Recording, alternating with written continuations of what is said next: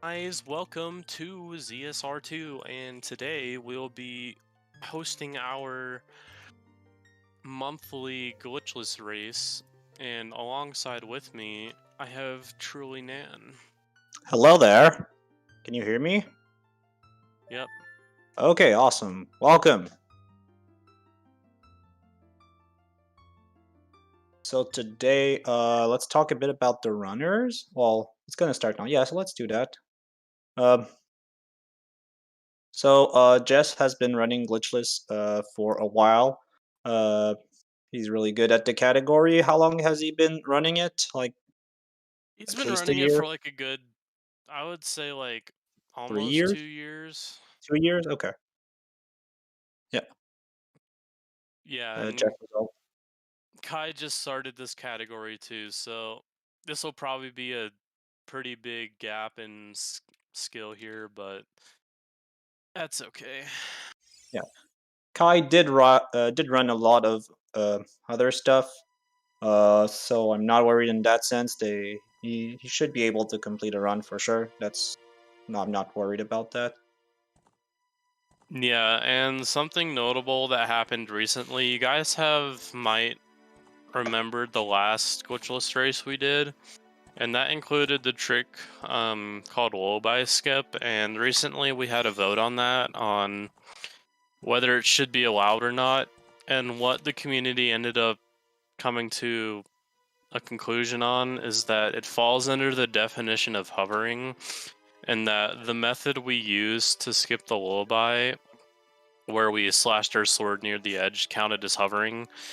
Um, we classified that as hovering, and basically that method of lullaby skip is banned. You can still skip lullaby if you can find a way to get around that, but so far it's pretty much impossible RTA. So the runners here will just be going for big octo skip, and we'll talk more about that when we get there. But no more lullaby skip for now.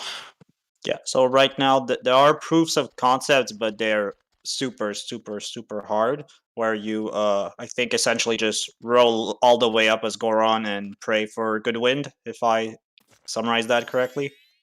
Yeah, you basically need to like control Goron so very precisely and fight the wind. It's really dumb. If you guys can go on YouTube and search up somebody named Kostelek, he or Kita, he has a video of a TAS only demonstration right now for it.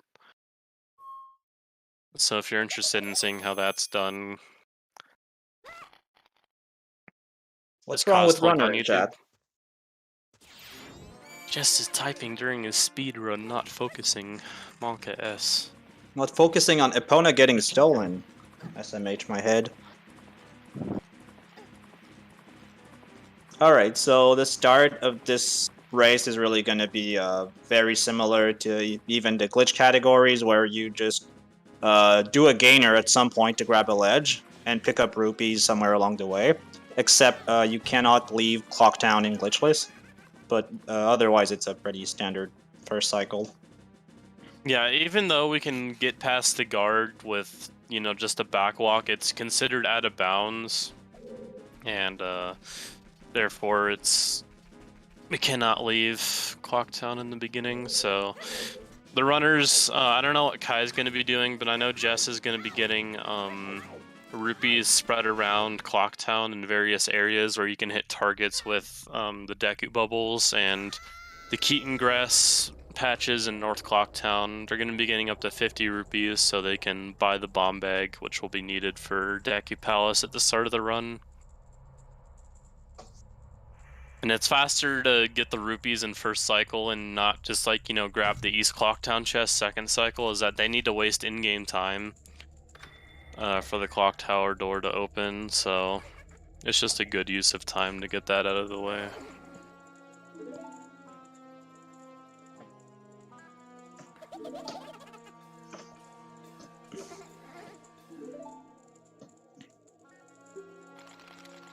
And obviously no HMS skip either. That is also banned.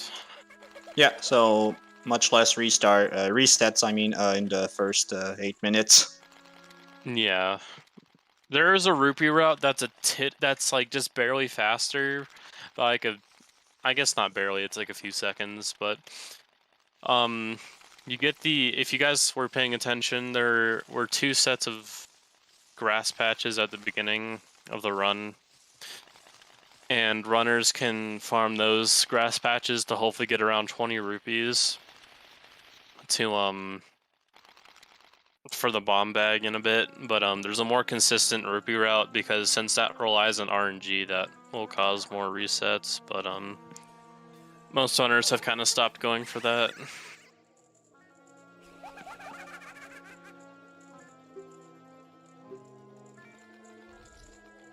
So that used to be the only cause for resets in first cycle. Now it's just like there can be some instances of bad RNG, because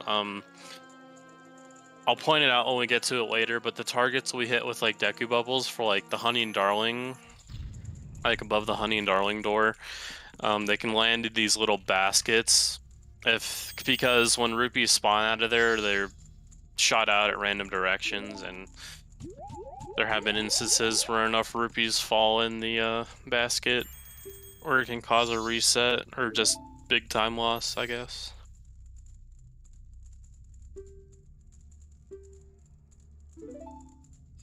Another thing that's not done in all categories, but often in glitchless, at least in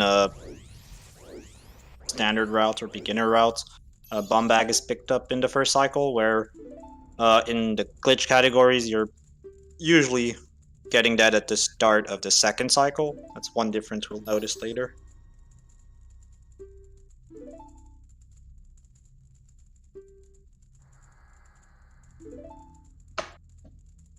And so, while it's first cycle, so let's talk a bit about what Glitchless entails, what stuff is allowed, not allowed, just to get like an idea of the constraints the runners are working under right now.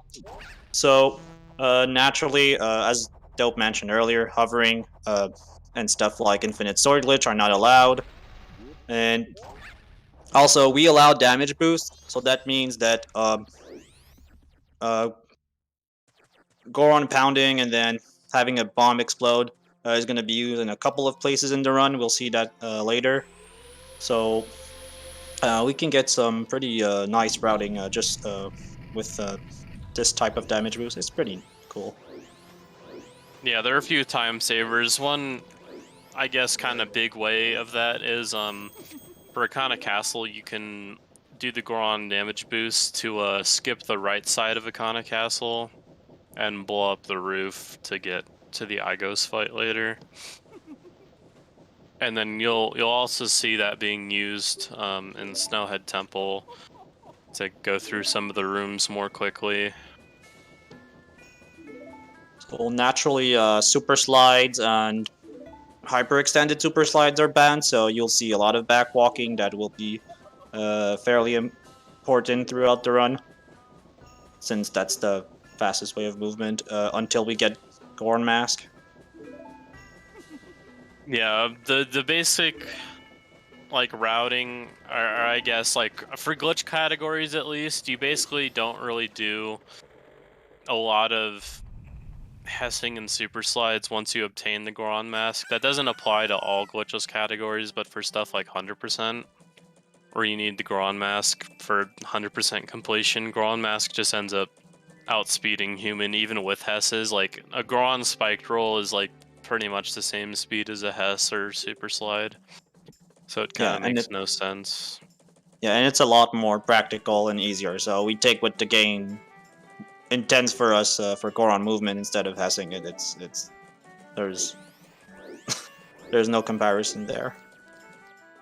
Yeah, but obviously Unless you since don't we like are seeing on where you're going. Yeah, but since we are on glitchless, no hessing allowed, so human movement will just be your straightforward backwalks and rolls. We also glitchless essentially bans cutscene skips, so in this case, even though some methods might be intended or might be intended mechanics, we just ban cutscene skips in most forms, unless you literally don't enter a cutscene trigger. So specifically, we ban delaying cutscenes. So cutscenes take 2 frames in Majora's Mask to load. So pause buffering, for instance, it technically would let you do HMS, and that's pause buffering is not a glitch, but the result of that, which is, for instance, skipping a Happy Mask Salesman cutscene, that is banned under that. Yeah, even though you're just pausing, you're delaying the cutscene by doing so. Like, there are a lot of things that are simple to do in concept that don't really seem glitchy, but it's just what the community just came to a consensus when the category was being made. At first, Glitchless was more geared towards like the intended way of playing the game, but obviously Glitchless will change at some point depending on how the community feels over time. Yeah, it's more of a we allow, so it's more in the any percent mindset, in the sense that once we establish what we think are glitches, then we remove these, and whatever is whatever is not a glitch, use it and do as fast as you can with that. Yeah, Glitchless is like the most arbitrary a category can get, and it's really up to your own opinion for what you consider a glitch, but as for the speedruns, it's more of a community decision. So not everyone has the same idea of what a glitchless run is, and you know what we'll be seeing today is basically like years of what the community has come to an agreement to.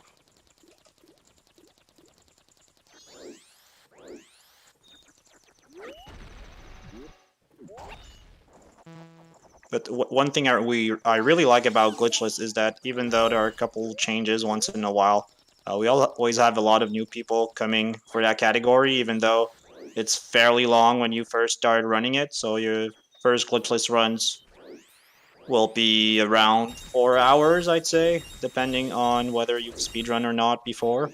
But even then, it's such a fun category. The routing is so interesting. Time of day management is just all around the category. So that's one thing I really like in general about speedrunning is how that clock at the bottom of the screen just rules your every actions, or a lot of your actions. And Glitchless is, because we can't do like stuff like day resets or play Song of Time where we're not supposed to, or pull out or do song storage. We're really at the mercy of the clock, and that makes categories like Glitchless really entertaining to both watch and play. Yeah, we'll see our 2 in-game time events coming up later. One will take into effect pretty much as soon as Cycle 2 starts. We'll see that a bit later, but as for what's going on right now, like I mentioned earlier, the 2 runners here are just grabbing their rupees for the bomb bag. I believe Kai got the in rupees, which might seem good. You know, you're not having to run around and hope that your movement's good so you can pick up all these rupees that you see Jess getting right now. But the problem with getting the in chest is that opening doors and passing through loading zones obviously stops in-game time, and you want to pass as much in-game time as you can here. Yeah. So running around and wasting that time by Oh, let's look at Dope. What would you say? Was the RNG okay for Jess now just shooting Honey and Darling targets? He got 7 out of this. Wait, 5. Yeah, so right now he needs like 1 more. Yeah, he's fine. Okay. He's just gonna get these 9 right here, and then I think he's gonna shoot the target on the clock tower above the door. Yeah, he only needs 2. Yeah, and as Dope was mentioning, we can, even though in terms of like the rupee collection, Kai was a bit ahead in terms of in-game time. Jess is an hour and a half ahead of in-game time, so Jess will definitely enter Clock Town first at this point. Yeah, you can really see the difference in in-game time here from avoiding getting the in chest and getting all those targets. Like, I'm sure a lot of you, if you're seeing this run for the first time, like, you didn't know that these targets spawned rupees, and we actually didn't know about that. Like, nobody knew about the clock tower one until like probably 2 or so Door months troll? ago. Opening doors with Deku. Yeah. We didn't know about shooting the little target. I'm noticing something. Oh, so Kai got the... Okay, I was wondering. I saw it was 49 rupees and was wondering. So, oh yeah, that's true. He bought the bum bag. Never mind me. Yeah. But yeah, shooting that middle target. I guess it's not really made out to be a target, but that little like circle piece on the clock tower that wasn't found until very recently. Ragan was just messing around and he was just shooting Deku bubbles and it landed there and rupees popped out and they're like, oh. Seems like it'll make the rupee routing a bit You can easier. also do that around Termina. The walls surrounding Clock Town and Termina Field also release rupees in some random places. Yeah, there when are you some shoot dirt them or bomb them. patches.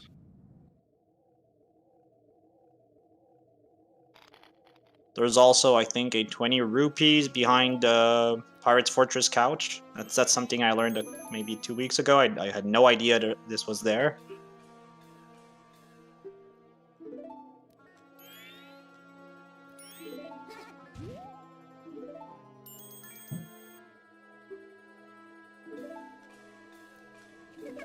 Alright, so here on Clock Tower, really all we do here is shoot the bubbles we got. So first cycle is geared around getting that magic and rupees.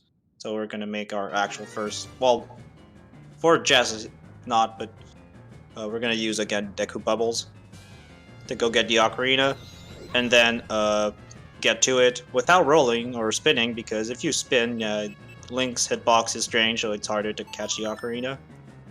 So you'd have to be really far away to have spinning to the ocarina be fast. And cool thing, the ocarina can drop on you. Yes, I'll mention it each time I see first cycle. Because it's really neat when the ocarina falls directly on Deku Link.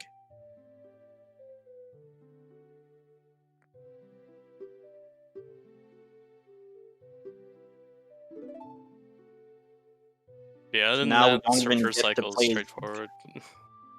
Yeah, so now we don't even get to play as Link, we get to play as a memory of Link. And that's the only appearance of Zelda in the whole game. So say hi to Zelda, because we're not going to see her again. So get ready.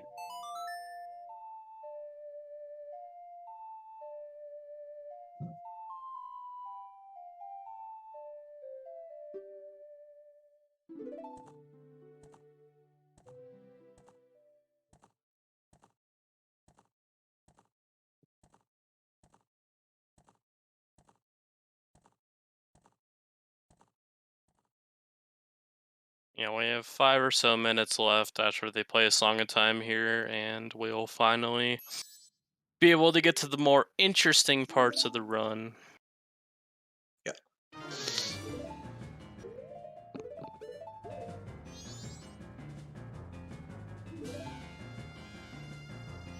I wonder how long was my first cycle as a child. Probably something like half a day total, not knowing where to go, couldn't read English.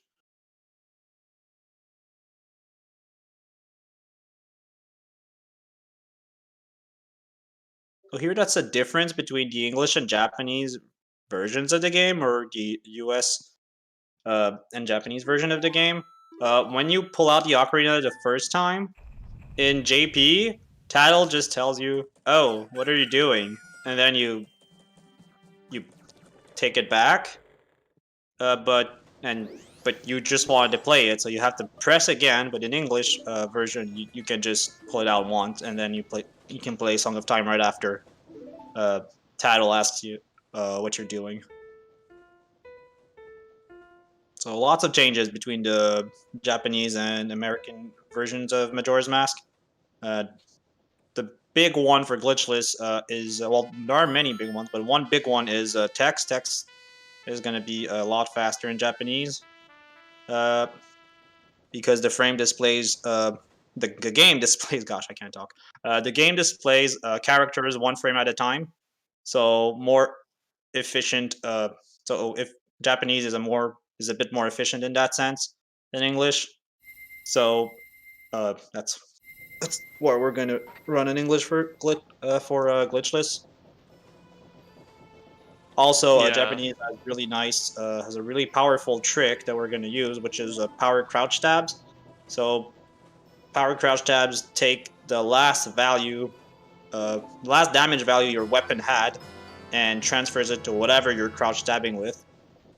And so you could attack with 4 damage with a sword crouch stab after doing a Deku Stick jump slash, which is completely off, like it's unintended, and it's been patched in the American version of Majora's Mask. But because that would imply banning crouch stabbing, an intended mechanic, we allow power crouch stabs in Glitchless, the same way Ocarina of Time does it, and probably for similar reasons. Yeah, and really the main difference for English and Japanese text is it only really comes down to the slow text. For the instant displayed text, or like the quick text, English and Japanese are actually pretty much about the same there because it's all displayed in one frame.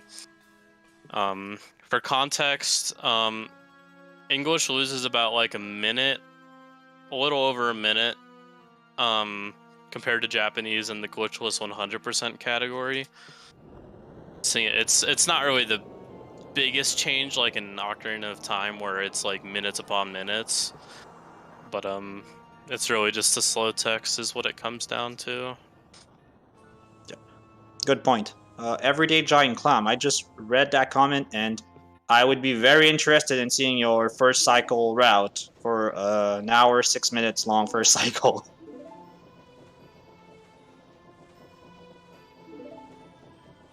Yeah, Majora's Mask is just one of those games where the difference between English and Japanese almost make them like different games in a sense. And like no other Zelda game really has that big of a difference between versions. Yeah, it started to get more uniform, I guess, with the releases of other Zelda games. I think Skyward Sword has some slight differences because of text and all the bit and reverse bit magic stuff, but mostly you can run, I think, on both the Japanese and American versions of the game. Breath of the Wild 2 is really just a do language toggle, and I think French is fastest for that, for Breath of the Wild, for instance. Yeah, the first thing you saw the runners do here is hit the owl statue in Clocktown, and there's actually a bit of routing put around behind the owl statues because obviously we're going to need them later into the run. They are actually important. And the first thing coming up here is RNG based, and we need a bomb drop. And Jess got first try. Thank you for... Each grass patch has a 1 in 16 chance of spawning a bomb drop, so not terrible odds, but can be a bit annoying. Yeah, looks like Kai didn't get first try. Thank you for the adjustment, for the clarification, Everyday Giant Clam. I guess I have to double check my information on this. Yeah, so it now seems like Kai is getting bad RNG right now. Yeah, still hunting down for those bombs. Oof, yeah, this is pretty bad. Yeah, that's. Oh no. Not even I'd rather fourth have that at the try. start of a run than at the end of an AD run, but that is still worrisome. Yeah, this is. Oh, this is What? horrible, He's dude. gonna have to reload.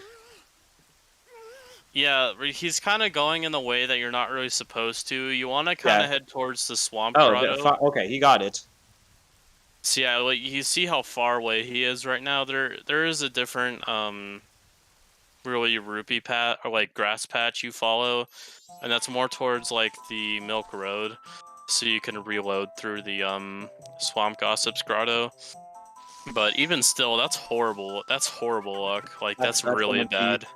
That's a great instance of time save for next run. Exactly. Kappa.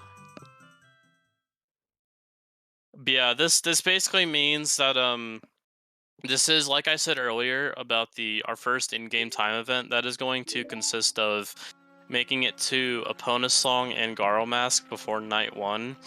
And that is going to dramatically affect where Kai is going to have to invert later. Just not really so much. You can probably do it in a relatively safe spot, but Kai is going to pretty much have to decide where he wants to invert, because you're basing it around how you generally play through the rest of the segments coming up here, because you don't want to invert too early, because we want it to be around night 1 when we're entering Great Bay. So you don't want to like, because that would basically end up making you early for aliens. Like you basically want to like gear it around towards how you play. It gets a little complicated in that sense, but if you practice like the first like, I forgot when aliens is, I would say it's around like an hour 20 in or so.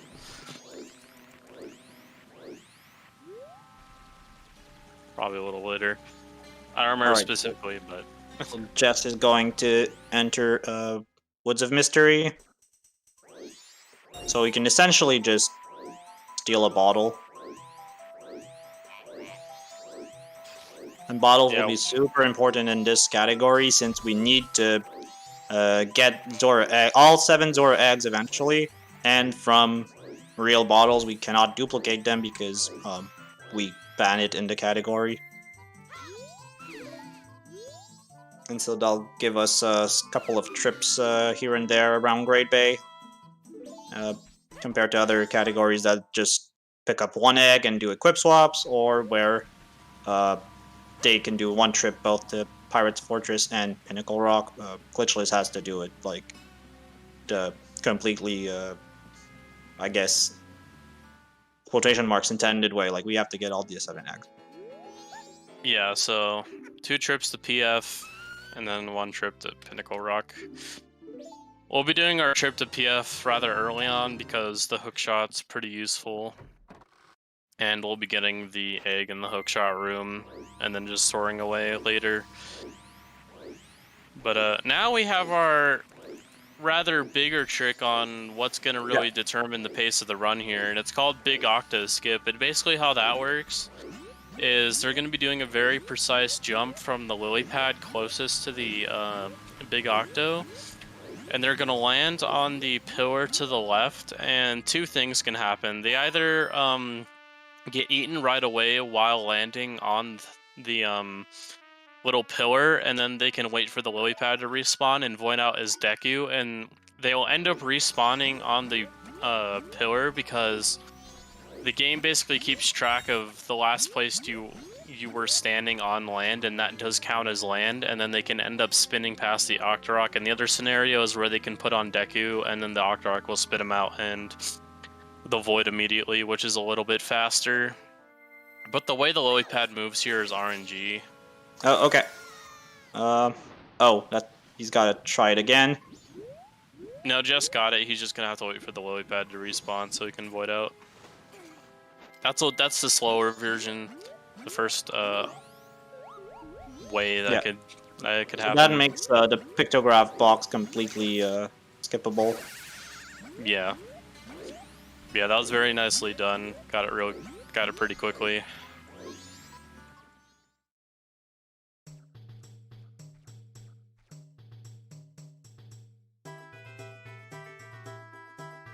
Yeah, that saves around, I want to say 40 seconds, but don't trust me on that. The time save is worth. I don't remember it, but I remember that if you practice it, this is a definitely a worth time save.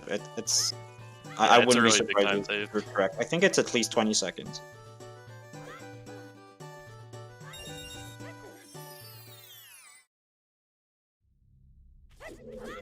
And then we'll actually be making use of the rupees. You might have been noticing some like subtle rupee collection. You saw Jess do that before his first damage boost in Palace, and this is actually going to be useful because we're going to need 5 beans, and the only use for this is going to be for the well later.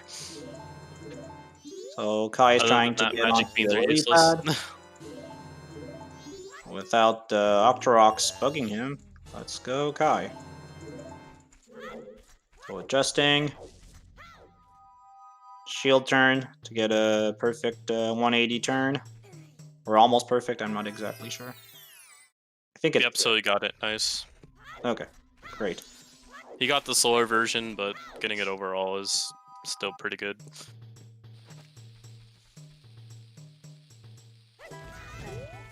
So thank you, Deku Void Out Mechanic, for Big Octo Skip.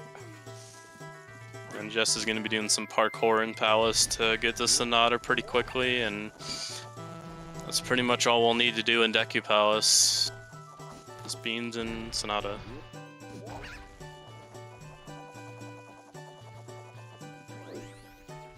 So yeah, no need for magic beans here. If someone, well, no need to use them in the palace. We do need to bite them. 140. That's a lot. So apparently, Big Octo Skip saves a 140. Yeah, that honestly sounds about right. The boat ride takes so long.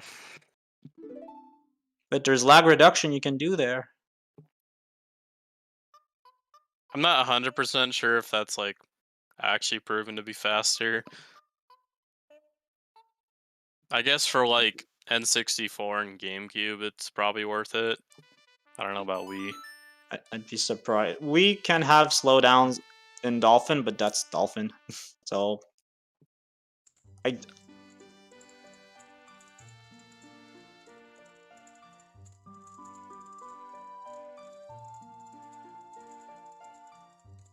so talking about Dolphin and the Wii. So actually, this game, since what 2 months ago, I don't remember the dates exactly, has re-allowed emulators for runs. So so if people want to get an idea of speedrunning, they could try it with Project 64 or Dolphin. Yeah, we ended up having a vote on whether the emulator should be allowed, and I think, I'm not sure, I forgot like what the cap is, but basically we said we can allow them, but we require legit hardware within like a certain percentage of being within 15%. the world record. Yeah. So for an hour 40 minutes run, if the world record is an hour 40 minutes, for instance, then you have to submit on actual hardware if you get 155 or less in that category, for instance. But if you have a time of 2 hours or more, then you'd be allowed to submit on emulator. Yeah, and other games do that as well. So kind of following their footsteps in that regard. Just providing more accessibility to people. I think a lot of people are still under the assumption that emulators are banned, and obviously we just said we aren't, so if you are interested in picking up this category or another, feel free to stop by the Majora's Mask Discord, and we'll help just you going for a very careful last jump with from the Deku Flower. But that's what matters. He made it to the platform, and he's gonna get Sonata very soon. And whereas Jess is entering Woodfall, so here There, you have two options to cross here. You can either attack the hip loop to cross, or you can just walk past them if you're careful. Stun them, walk past them. And so Jess has been running for a while, so usually he'll just jump around, saving a bit of time. Yeah, these ramps are probably the most annoying thing for a casual with the little Marcos.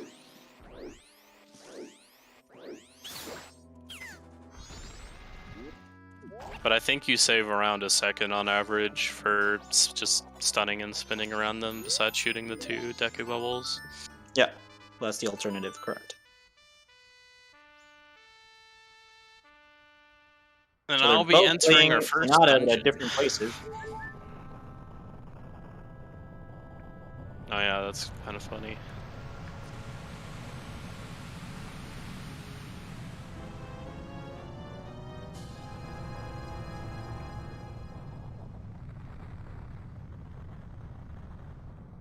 And then Jess is going to go and I think just to make sure in expert route for glitchless, you still do 2 trips for Woodfall. Yeah, it has been timed many times before to see if 1 trip Woodfall is worth it. But I think what ends up making or breaking it is the use of hookshot to get to the boss door. And I think fire arrows save a little bit of time for the for lighting up the torch to unlock the door that leads to the room with the boss door.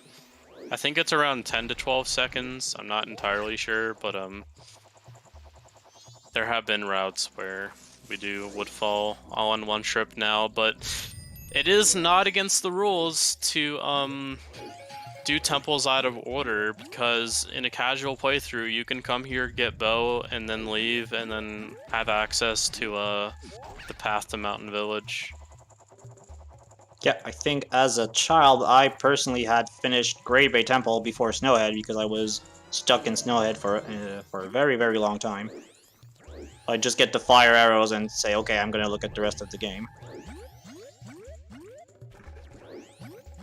So they kind of thought about it. They realized that their game was not always easy for a child.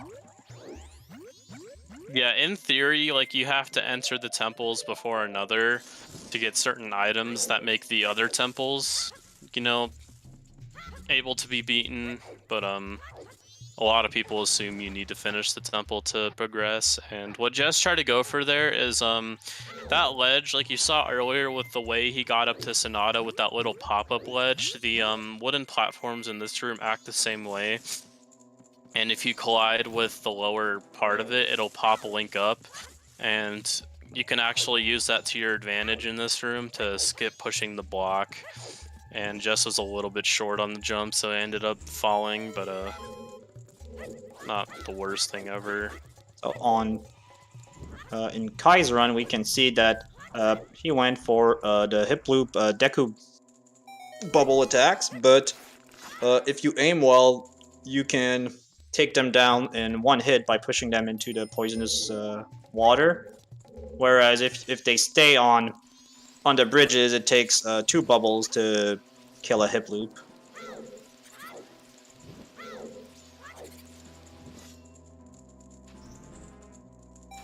Alright, so the bow room is over. Was really annoying as a kid, but when you realize you can just ignore the bows in the room, it gets easy. Jump slash recoil to get back to the main floor. Yeah, and you guys might have been like, well, isn't there a faster way to do that jump slash? There has, in the past, there was a alternative jump slash that was called anti-grav, where basically some ceilings in the game will set the gravity to 0, I believe, and that basically lets them like glide along the roof, and it's a bit faster to do that version of the recoil, but the community, again, it was voted on and decided that it should be banned, and it's not really like the one you saw Jess do isn't really that much slower. It's like 3 seconds from when I timed it, I believe. Yeah, that didn't have any impact on the routes.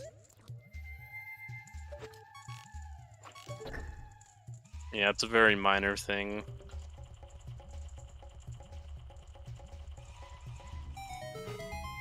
Alright, so Kai's about to do the first torch room in Woodfall. For me, that's the most stressful room in this dungeon. I always mess up something there. Yeah, this room is hard to get good movement in.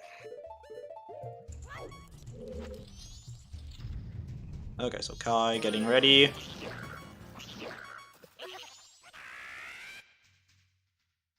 Going for the grown-up path.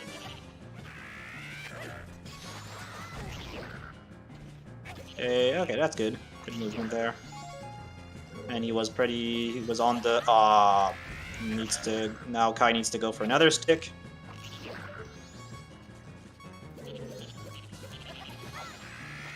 Yeah, lighting up that last torch at the top is a little tricky.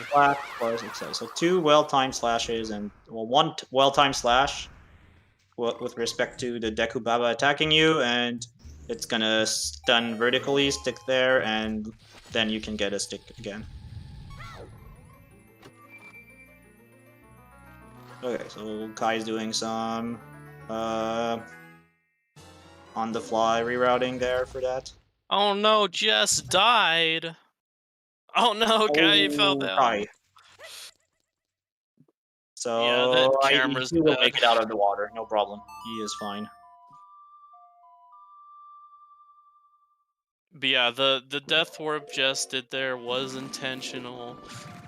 Dying in any dungeon will put you back at the beginning. And that's faster than soaring out of the temple by like 10 seconds or so. Yeah, that cutscene is... playing the song was the cutscene. They add up to a lot. Yeah, you can see just how annoying that room is. But yeah, like we mentioned, we're just gonna get the bow and boss key and just make our way to the northern part of Termina Field to start the pre-Snowhead progression.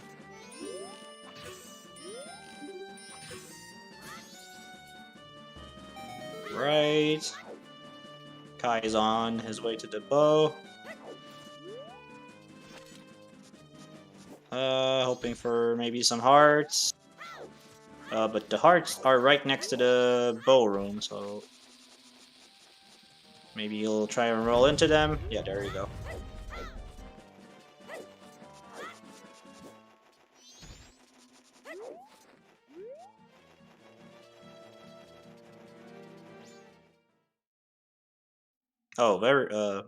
Oh, interesting here. Jess did backwalks here. I think Ragan often does side hops on the last straight line to the path to the mountain area. Yeah, I don't really remember the entire optimal movement.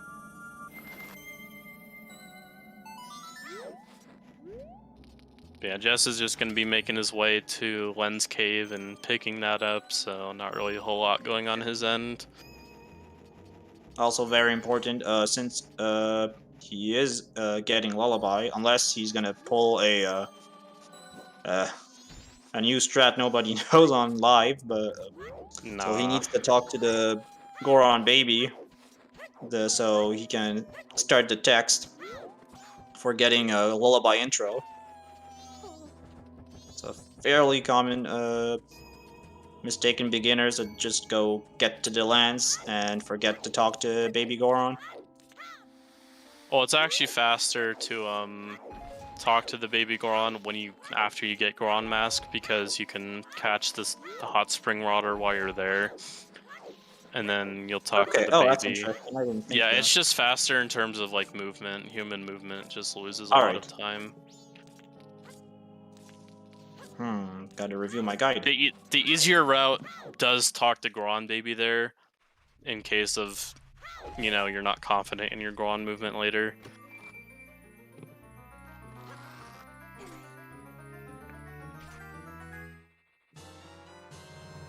Because if the hot spring water cools on you, it's a really big time loss.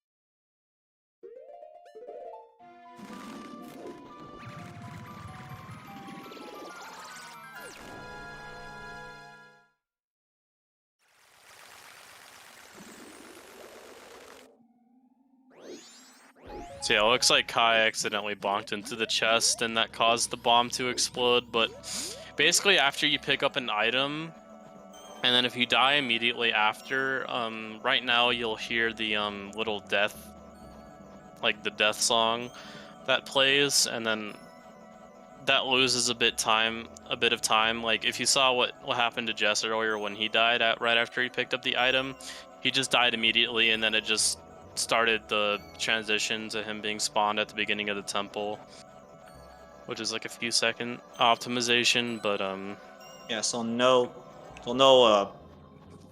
formal game over screen in MM. yeah, So you just when you die, you just port back somewhere.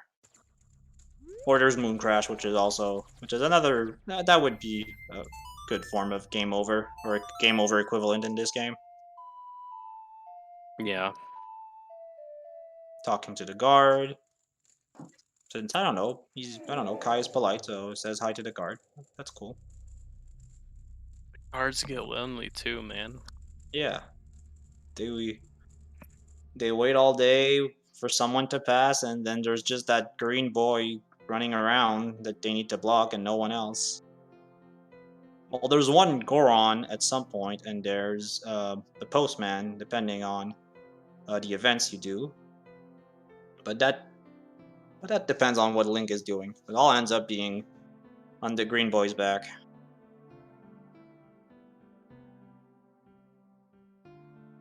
All right, just about to get Goron mask, so our main form of uh, overworld travel, other than warping, uh, is in Jess's hands now, or almost are. Now they are. Okay. And Goron is going to be used quite a bit in this run, as Yep. you would imagine. Makes Snowhead a very, very fun dungeon for the category. If I had a better Great Bay, maybe Great Bay would be my favorite, but so far, I personally really enjoy Snowhead and Glitchless. Yeah, the hardest temple to execute in the Glitchless run is a Great Bay Temple, because there's a lot of... There's more so tricks in that temple than really any other temple. With other temples, it's mostly like for Snowhead coming up, it'll just be a few Goron boosts and some tricky movement. But Great Bay has like the most tricks, really. And missing tricks in Great Bay is super costly, on top Yeah. of them being hard. Like, you can retry them a lot, but each retry can take forever.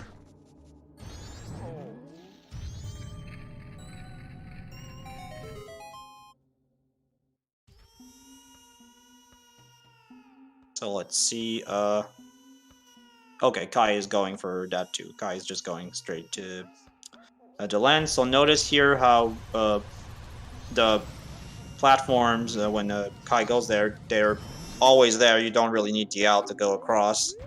The owl literally just helps you figure out where they are. But I guess a lot of runners end up figuring out what day one pattern is. Oh, gotta retry. It can be a bit tricky to get the visual cues, but once you have the visual cues, jumping across the platforms gets consistent. And Dope, correct me if I'm wrong, but I think the pattern for the platforms changes. They change based on the day. Yeah. Okay.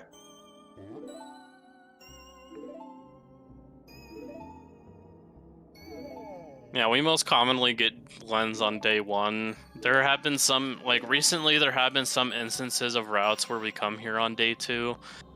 For example, the last iteration of the 100% SRM route comes here on day 2. But that's not really very common. I don't think any route goes there on day 3.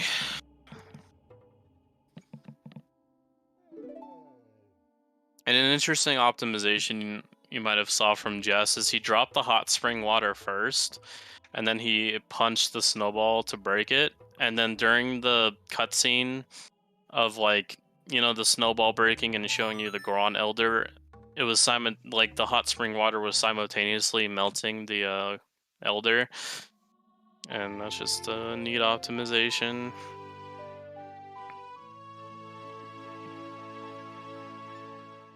And also, you might have saw both runners climbing the ladder here as Deku, and I think Deku climbs ladders, or I'm not really gonna like put I don't really have full confidence in saying this, but I think they use Deku here because you need that to cross the water, and I think that's mostly it.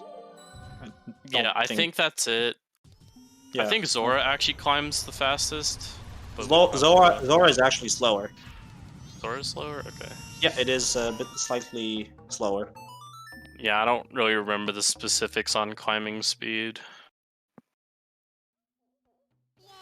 I just know it's a bit slower, but yeah. So in Fortress, that's an interesting thing to consider, whether you should, if you do things as human or Zora, will the Zora climbing slow you down too much? You also do the putting on Goron cutscene skip with Deku. That is true, Jess. Thank you. So usually the first time you put a transformation mask on, you are forced to watch the transformation. However, you don't have to do that if you already have a transformation mask on. So if you have Deku mask on and you put on Goron mask for the first time, it's just going to straight up turn you into Goron. And the next time you put Goron mask, the game will be thinking, oh, the cutscene was already watched for the first put on, and so you'll just be able to get the quick mask transitions right away. Yeah, and the cutscene only really plays if you put on a transformation mask for the first time from human. Yeah. Well, that can affect equips here at getting Goron mask and first time using Zora mask. Yeah, we'll be doing another instance of that later where we have Goron, we put Goron on, and then Zora, and then we won't have to worry about that for the rest of the run.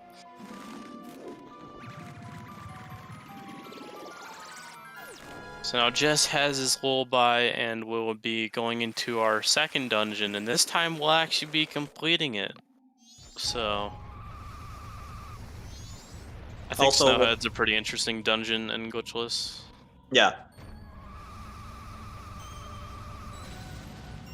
So, I don't know how much that would change the routing, but doing Snowhead first is actually kind of good, because if you do Woodfall first, you get that Tattle cutscene where she tells you about, oh gosh, that was so cool. Did you already do like dungeons before? I'm for lullaby, skip. Yeah, exactly. So yeah, so doing Snowhead first is that a really big cutscene in Woodfall. So when we beat Woodfall, we won't get the Tattle cutscene. We'll just get the Temple Rising, and then we can leave. Yeah, and that was accounted for in the timing for whether doing Woodfall in one trip is faster or not. That cutscene's like really long. Kai is on his way to get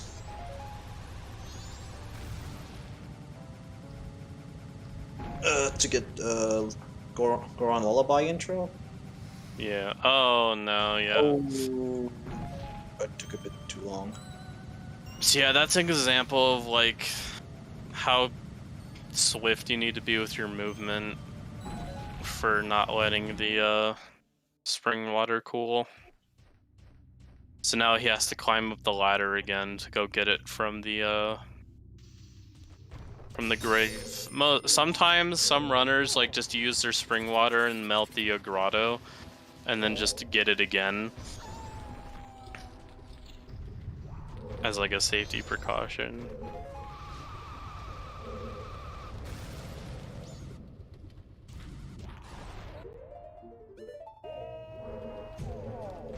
It's interesting how they coded that part specifically so that you have to talk to Baby Goron first. Whereas usually in MM, when you have an event like that that's only doable by talking to someone else first, it's done through the Bomber's Notebook. But in this case, Goron Elder is not in there, so maybe that was an idea they had at some point. Yeah, I think the story is like the Goron Elder went looking for Damani, but then he got like frozen.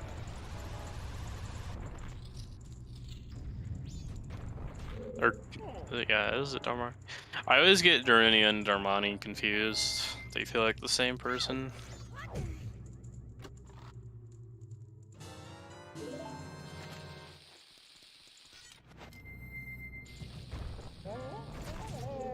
All Gorons are the same. Yeah, there's that first instance of the Goron damage boost that we mentioned earlier, skipping the little puzzle in that room for raising the circular platforms.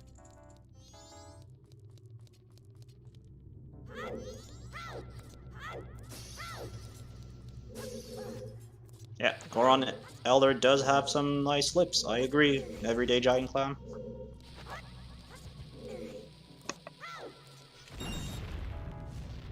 Yeah, nice. Goron, yeah. Darmani too. They all do. Wait, Darmani, I don't think the other Gorons do. So big maybe, okay.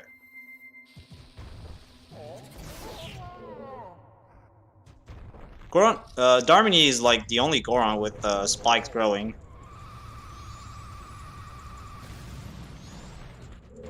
Oh, and so Jess did skip 2 fire arrows instead of just crossing all around.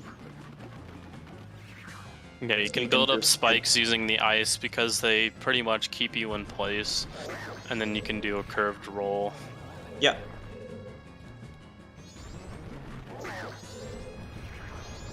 And then interesting enough, the Wizrobe cutscene skip is allowed here because you're still killing Wizrobe.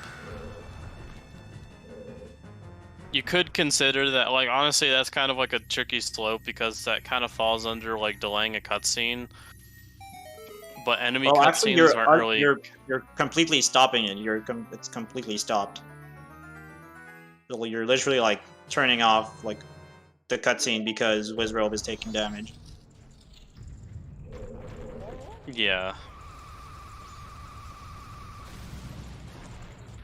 Okay, another one of those curved rolls.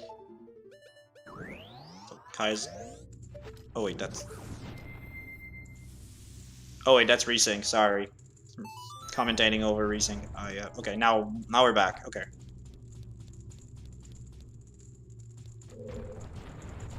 And then Jess is just gonna be making his way to get the boss key. Well, I'm not gonna argue that, but I'll just say I disagree with that, Turkenheimer.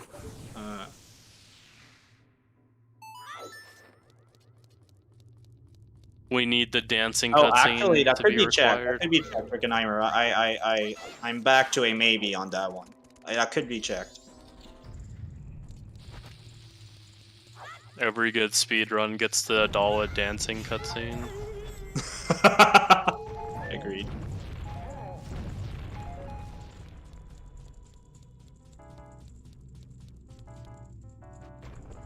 Yeah, without using like exploits or like power crouch trap, I think you can get a Adala without the cutscene. So yeah, so if you just damage him fast enough, it might be I'm not sure, but it might be located. It might be linked to where Adala was located in the room. I think he's got to be near the middle or something. Maybe that's what, like, plus some amount of damage or time. I know what's the exact like recipe to have him From my do that. experience, it like from running like intended percent, it happens after a certain amount of time has passed when you're fighting a Dala. I don't think it really matters for how much damage he's taken, but like if you are in that room for long enough, like his other attacks will start That popping is out. correct, Turkenheimer, but not everybody goes for the optimal strat with spins. So it's timer based. Okay. Yeah. So yeah, and another neat optimization from Jess, we completely skip raising the middle pillar, and we can do these pretty neat we time a bomb throw so it blows up the snowballs, and we can jump slash right in. By doing the tunnel jump, as it's called, you can get straight to the Bosky and Goat this way. Which is what I had to do as a kid to get to Goat, because I didn't know you could punch the central pillar. I was probably like 8 or 9-year-old when I learned tunnel jump. Since I was desperate to beat Snowhead Temple. Alright, Kai is on his way to Snowhead. He's performing his lullaby, skip, skip, skip, skip. Yeah.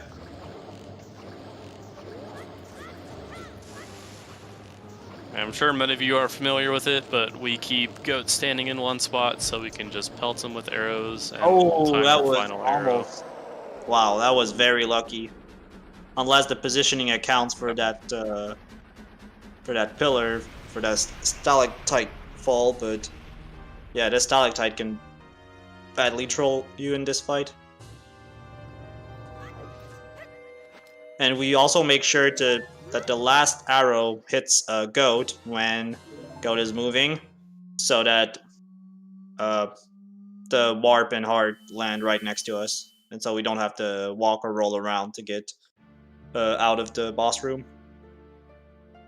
Alright, single roll up the ramp for Kai. About to start Snowhead. Yeah, and you might notice that Jess is getting the Oath cutscene right now, and that's because this is the first dungeon he completed, and the game, it doesn't really, like, it doesn't, that cutscene doesn't just play after you beat Woodfall, it's for any dungeon that you first beat. And the other cutscenes will play out for the remainder of the temples, but the Oath cutscene is not just associated with Woodfall.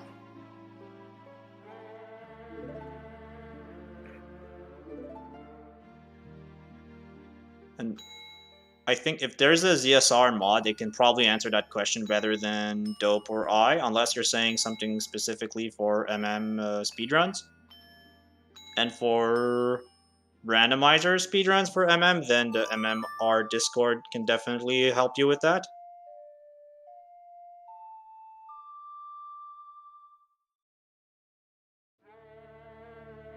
And a little something, I don't know if you noticed, but during the cutscene that shows you the central room in Snowhead, Kai was able to walk down right to cross some distance, so you have a bit of control during that cutscene at the start. So you can use, so that's a little optimization you can do to get closer to the central platform.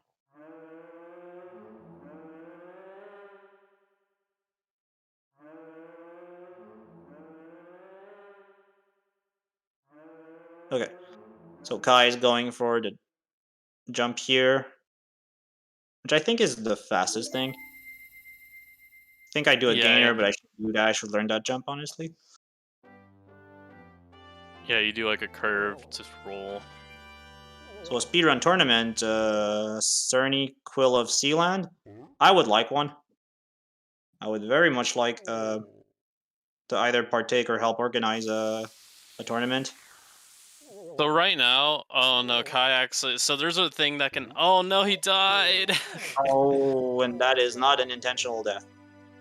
Ooh, okay, before I answer your question, Clam, something about Kai right now is I think he's gonna have to skip Grand Race because he is kind of getting tight on in-game time. because he still needs to be able to make it to Epona Song and Garo Mask before night 1, and he kind of died like at a pretty like dying at all is just bad because he has to redo all of what he just did, and he doesn't have fire arrows either. So in theory, he could melt the elevator, the little ice switch to activate the elevator, where the map is located. But he died before that, and what happened to him was really unfortunate. That is kind of all positioning based, I believe, but it's not very common. But to answer your question, Clam, right now we have a right now we are thinking of holding a an all dungeons no SRM tournament. That is not really set in stone. It's kind of just an idea in the air right now. Have other categories been considered? Not really, because the last time we were thinking something like ADR or something, but we particularly want to have a no SRM category to bring more awareness to no SRM categories, to show like that they're still as relevant as SRM categories, and hopefully that'll get more people inspired to like pick up the game and create some more activity within the community.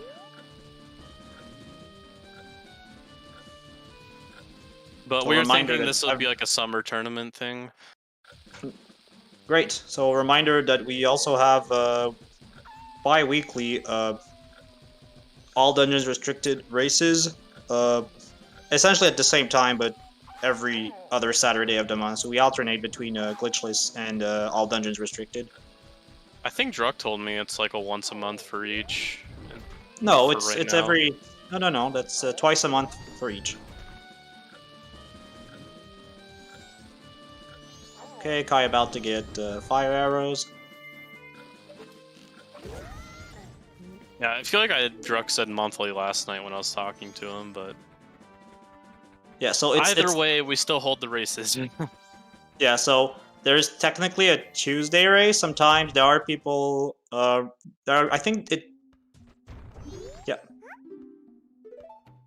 Yeah. So they happen. So 1 week is 2 ADR races. One on Tuesday, one on Saturday.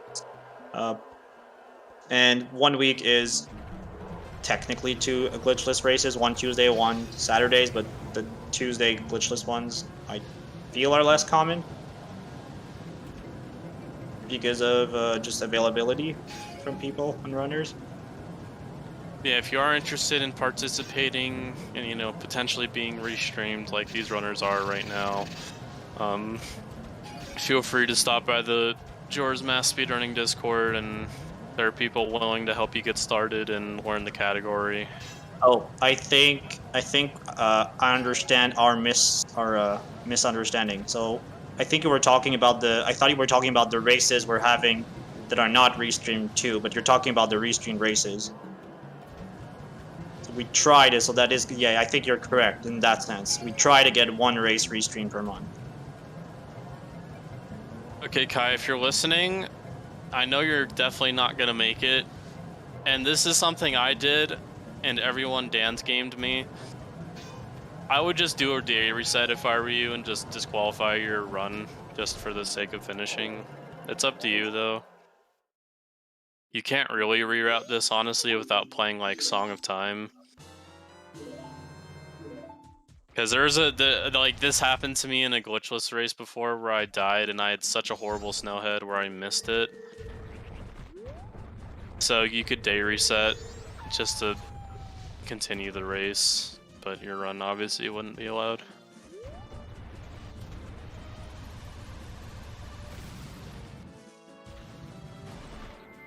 Yeah,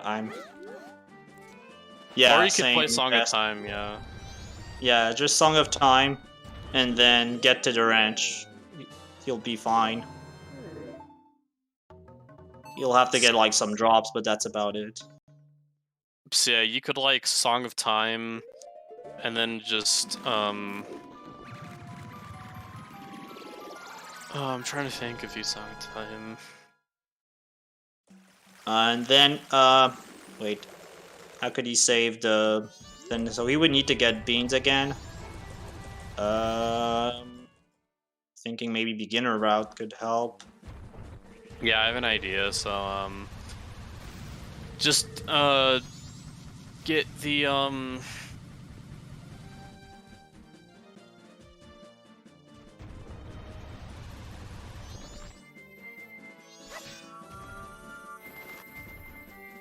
It is a little complicated because you are losing your boss key.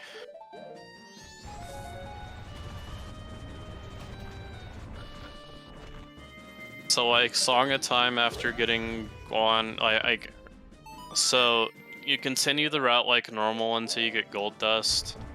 I would sell that and then, like, deposit the money. And then, Song of Time. Or no, you could probably... Oh god, this is hard to think about. There's so much stuff that gets messed up here. So after Goron Race, you could... I don't think it'll be... I think you'll be early to, the Curiosity Shop. So you could, like... After you do Goron Race, you beat Woodfall. And then you go sell your gold dust, do Song of Time. Oh, after you beat Goron Race, you need to get your license or the keg in your inventory so you can. Yeah, okay.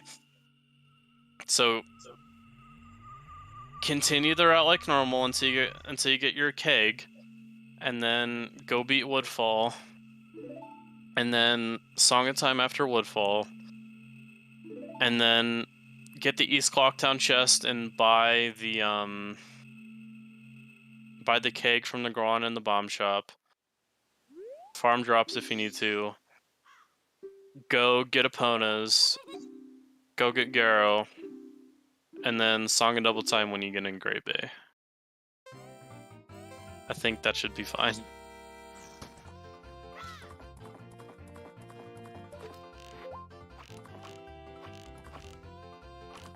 Alright, so Jess is at the ranch right now, getting Epona's song.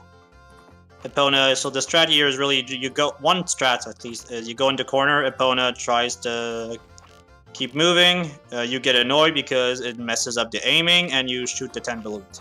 And so yeah, shoutouts to Epona messing up the aiming here. Yeah, a good time is like around 20 seconds, but that's pretty hard to get. But I need to go use the restroom, so I will be right back.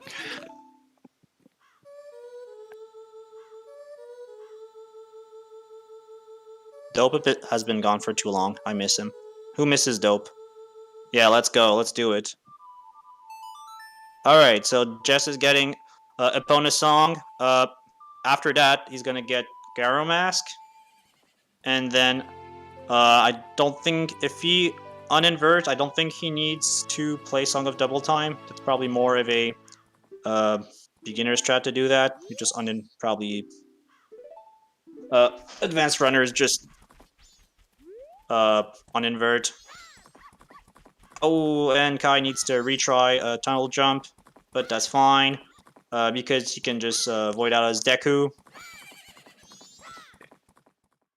Or Zora if he had Zora Mask, but right now he doesn't. So that's the two options in the Snowhead to void out.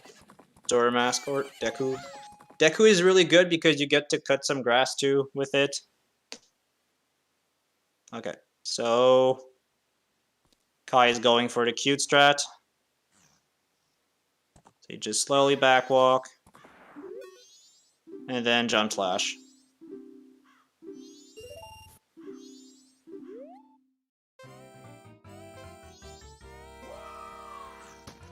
Alright, so Kai is going back down. Probably is going to get some health. Yeah, there we go. So super helpful there. Jess here.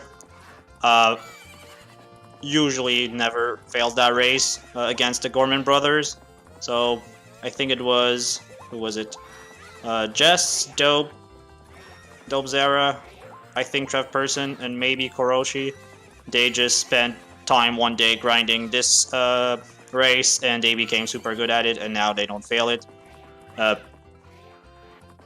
So mostly you have to time your carrots so that you're able to make the jumps over the fences, otherwise you lose. And I think Jess got a... was that a 46? Yeah, he got a pretty good time. Yeah, that was super good. I think, Yeah, what's a normal time, like 48, There's 9? a really easy carrot management route that you can do. Yeah, a good time is like pretty much like a low 47 to like anything in the 46 range.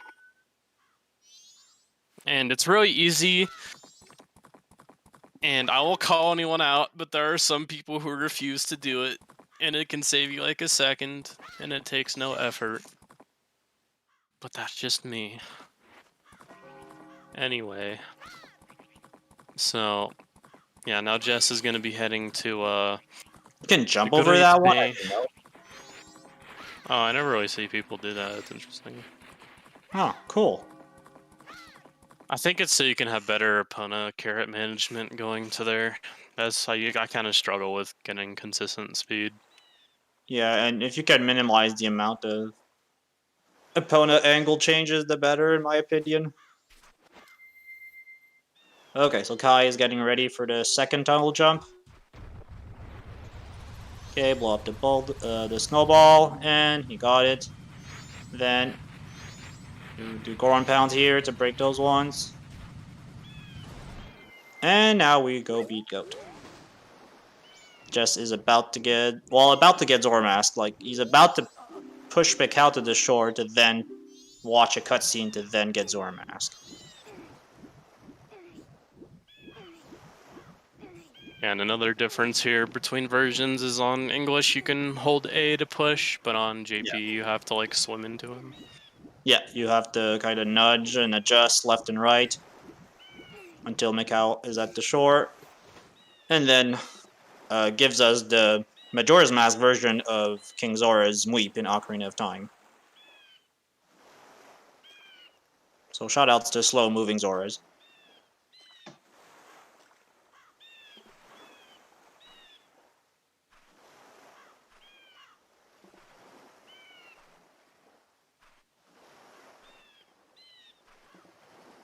Alright. So Kai is doing side hops in the Goat fight to have Goat keep throwing electricity at him so that Goat stays into place. Last arrow shot, that was good. And Goat should land right next to Link for a quick exit from Snowhead Temple. Great.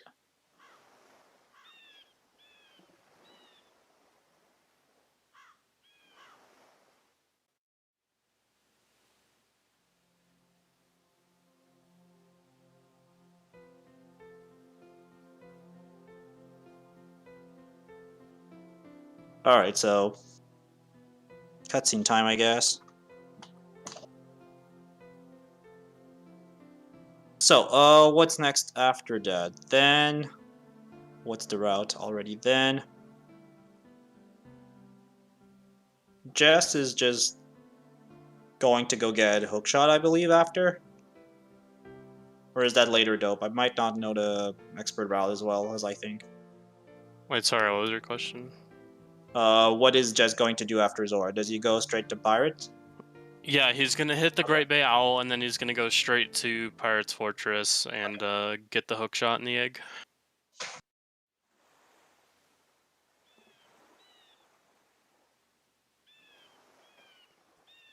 If you want me to reiterate your reroute, I can do that.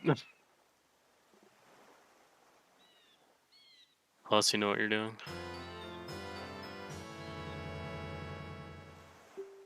And we got Zora Mask. And Elby. And that's actually not the last mask. That's what's really cool about Glitchless. We do get to pick up a couple of the neat masks in the game. Next one being, I think, Captain's Hat? Yeah. So we need Captain's Hat and Gibdo's mask. For Ikana. Yeah, all the masks Interestingly, are literally just like, kind of related. It's kind of funny. yeah. Interestingly, I think, yeah, no, Zora mask is the only mask you get in Great Bay. So for some reason, that part of the game doesn't have as many.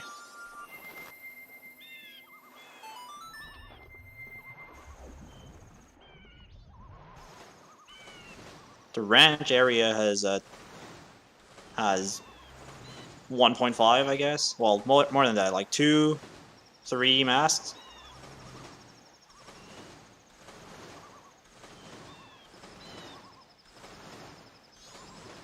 All right, so I think it here just we has do. two, yeah. Yeah, we do dolphin dives since they are the fastest way to move around. Zora, at least without using glitches. There are ways to just get the jump / recoil into the water and then mash A and B as Zora to preserve recoil speed, but that's classified as a glitch. And it needs a setup too, so even in some situations it's just better to do dolphin dives even when you have access to glitches. So here, the pirates here in the Japanese version are placed a bit differently, making it easier to just go around here without being seen. Oops, try again for the Goron Pound. And Kai is going for the Goron Race. So yeah, right now, in my mind, the best reroute here is to just blow up the rock, do Goron Race, get the keg, and then finish Woodfall, and then soar back to Clocktown, sell your gold dust, put that in the bank, and then Song of Time. That's the best reroute I can think of right now.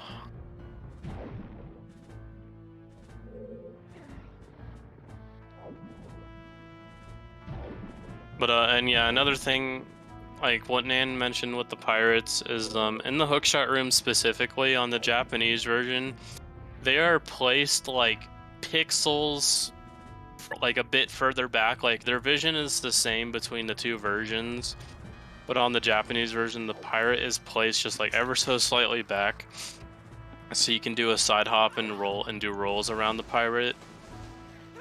You know, to get the hook shot. It's not really like some people think it's like the English version, like, oh, the pirate's vision isn't affected indoors, but that's not true. The vision's the same. The pirates were just placed differently. Amazing that like the tiniest changes in this game, like in a casual playthrough, you won't notice too many of them. But when you really start looking at it, like at the glitch level, you just realize how these two games are massive. Like this, like I call MMUS and MMJP these two games because they're so different. Like the more you dig in, like it's not just like a language change; it's much deeper than that.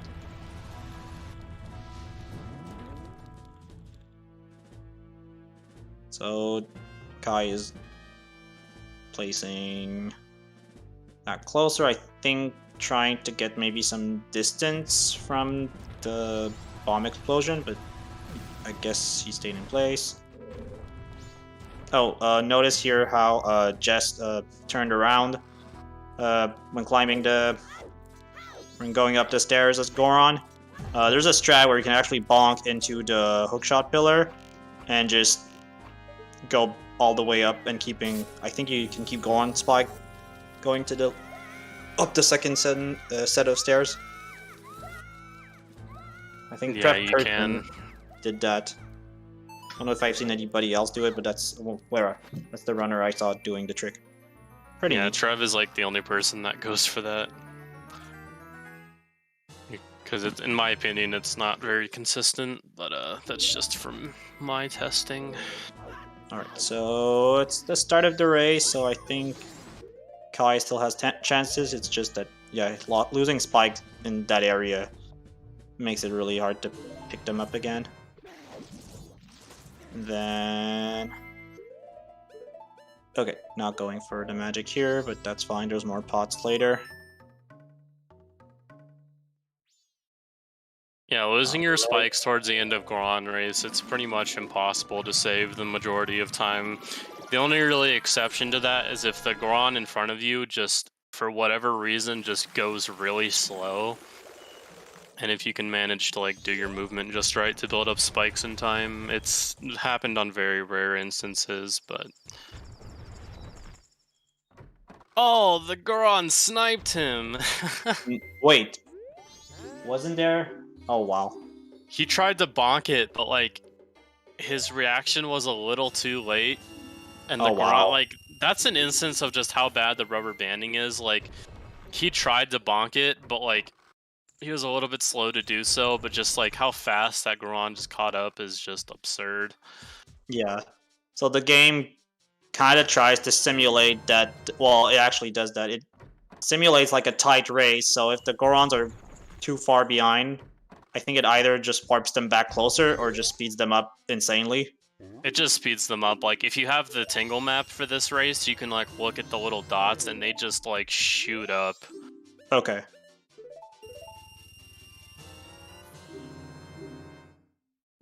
But they don't need Goron spikes for some reason to do you damage. That's fair. So here, oh, careful, never.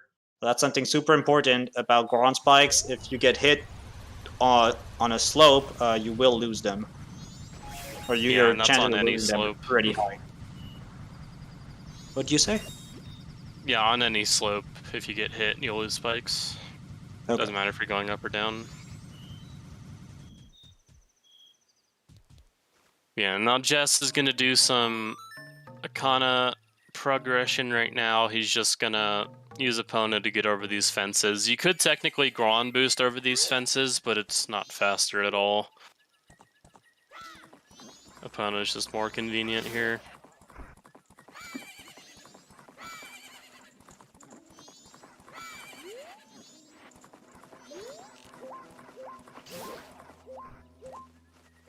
But he's just gonna go ahead and grab Captain's Hat.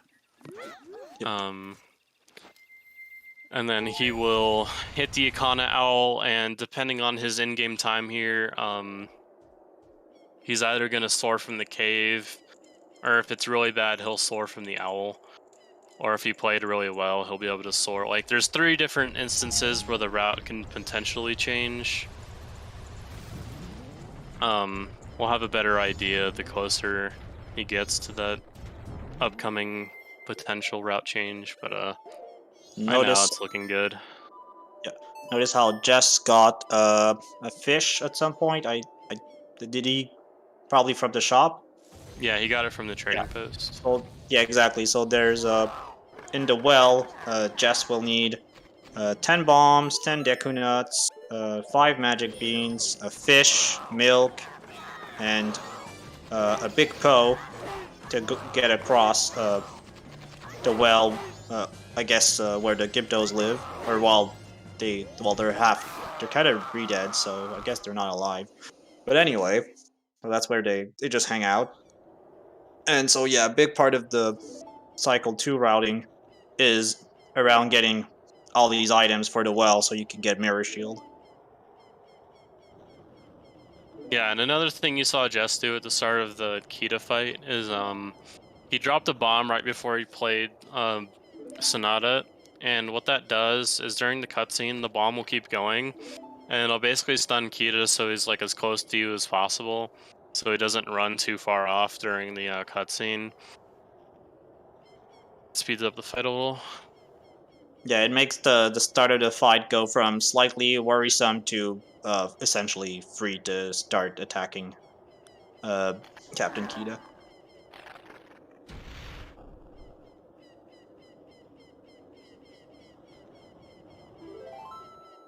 Alright.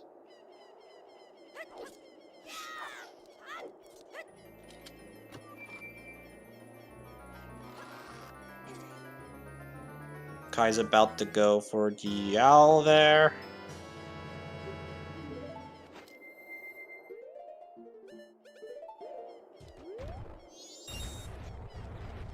Yeah, hitting the owl there is fine. And Jess is about to get into a slightly scary fight. But once you learn to time it well, it gets alright. We're gonna go fight an Iron Knuckle. And the problem is that Jess has 4 hearts. Iron Knuckles happen to deal 4 hearts of damage, so if we do the complicated calculation, we get that this fight is one-hit knockout for Jess if he gets hit.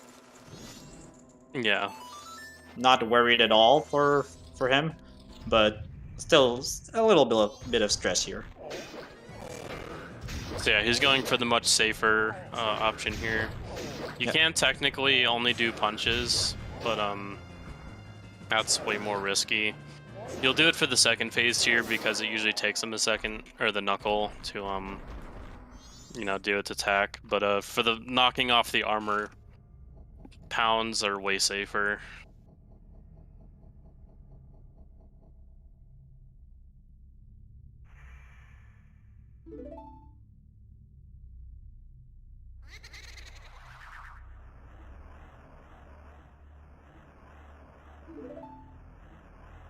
Wait, I'm confused at what Kai is doing right now. Is he gonna wait? Is he gonna wait for aliens, or does he not?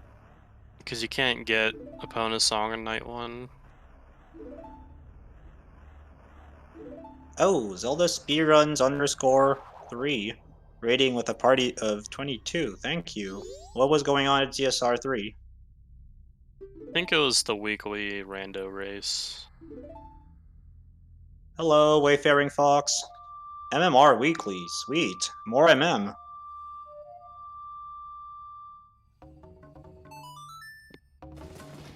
So welcome everybody from ZSR3. This is the same game you were watching from the information I'm getting. But this time this is a glitchless race between Jess and Kai9698. Jess is a bit more than halfway through his run. And right now they're both on their way to getting the alien's bottle. And yeah, right now Kai has to do a pretty big reroute because of the unfortunate snowhead. But it looks like Jess's in-game time is good right now. And for those of you who don't know, aliens arrive in the ranch at 2:30 and they win at 3:49. Yes. So optimally, you want to enter the ranch around 3:30, and that will give you just enough in-game time to kill all the aliens before they take the barn.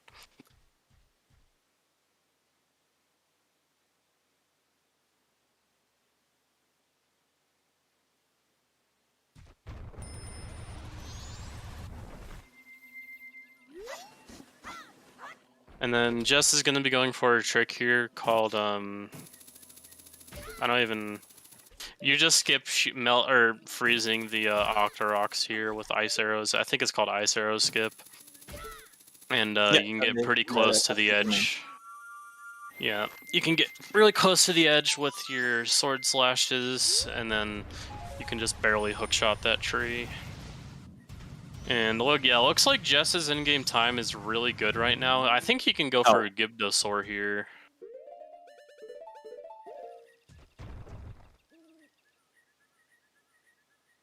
Yeah, I think that's what happens when I the Wayfaring Fox. That might be what happened when I commentate. Sometimes, not the only one, but I do tend to bug people for the races, and I didn't bug them because I wasn't racing today. So maybe I should do the bugging even when I don't race.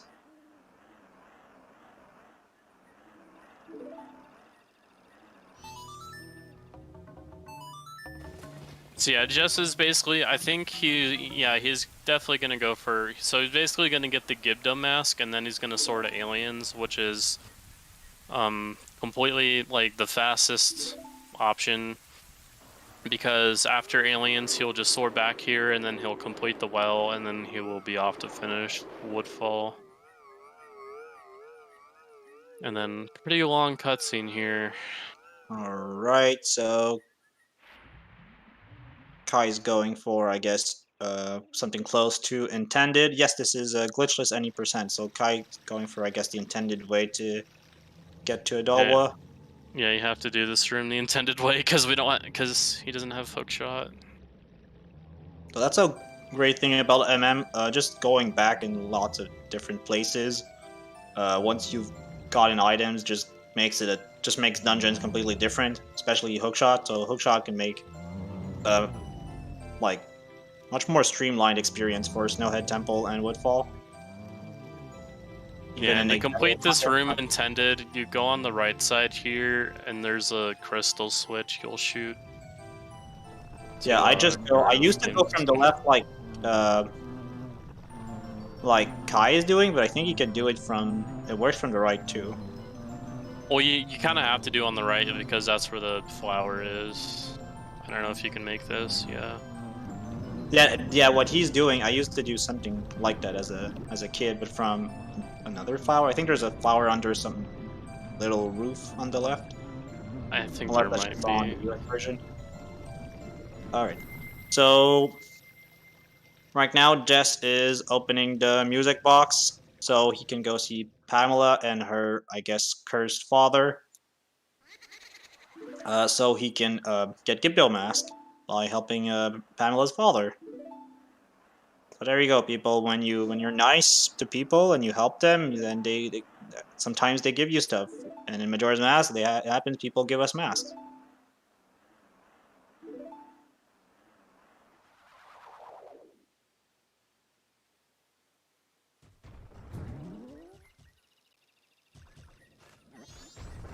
So Kai going for the jump slash and jump slash with Deku Stick. That is not going to damage Adalwa. So here it's really important to jump slash with sword, because Adalwa is immune to Deku Stick's attacks. Yeah.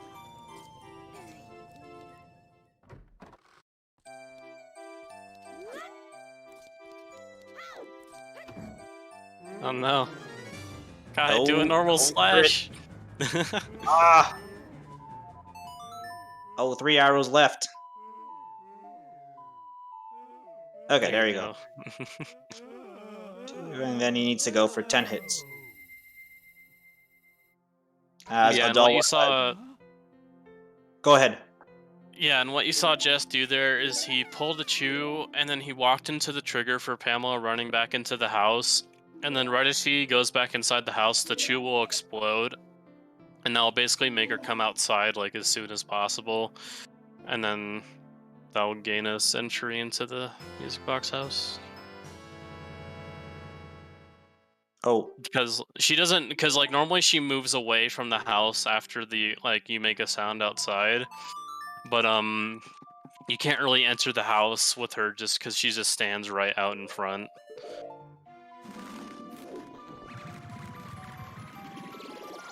And obviously there is a poorly made corner of that house that you can clip into for free, but that is obviously not allowed, so... Yeah, so... Yeah, Jess's in-game time right now is like super perfect. He's going to be entering like right at 3:30. So this was a really nice alien segment. That's really great. And then he will be going for something called barn shot here, which he's going to aim at a specific part of the barn, and he's going to shoot an arrow to kill the aliens. But you can see how close they are right now, so his aim has to be really nice here.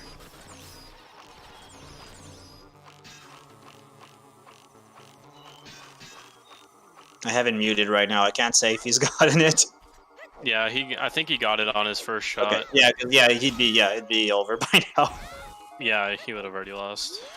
Okay, so Jess just needs to wait for another round of aliens, and after that, once the second round is taken care of, he can just wait until 5:15 for the... I think that's his second bottle? Third one. Yeah, once you shoot the aliens if you shoot the next wave of aliens that spawn after 4 o'clock, they don't have enough time to reach the barn. Yeah. So yeah, Kai is finally almost done with his reroute. After this, he's just gonna get the East Clocktown chest and buy a keg from the bomb shop, and then go and grab Epona's Song and Garo Mask, and then Song of Double Time when in Great Bay, and then he should be lined back up with his route.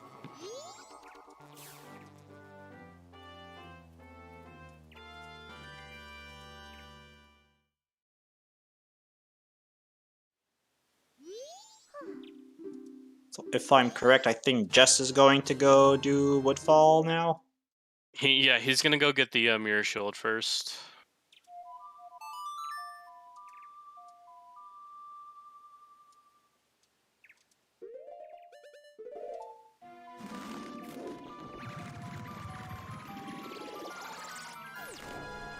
So the only really interesting that's going to be happening in Well is the Big Poe fight.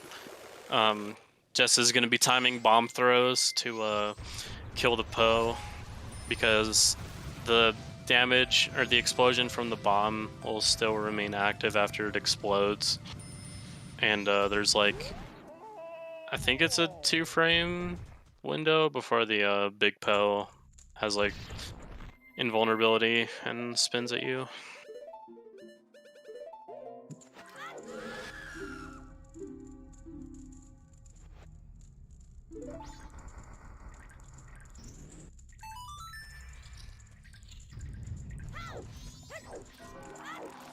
Other than that, it's going to be completely casual.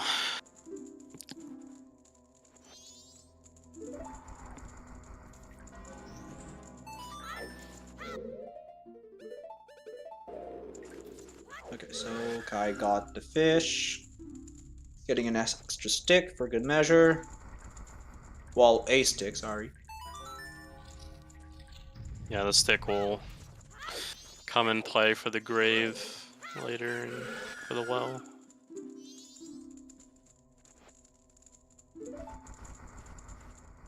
Alright, re-equipping.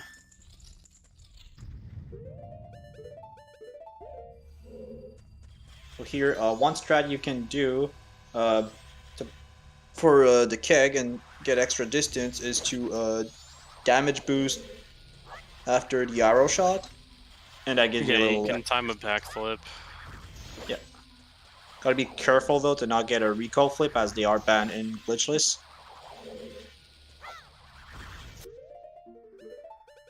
So yeah, almost perfect Big Poe fight.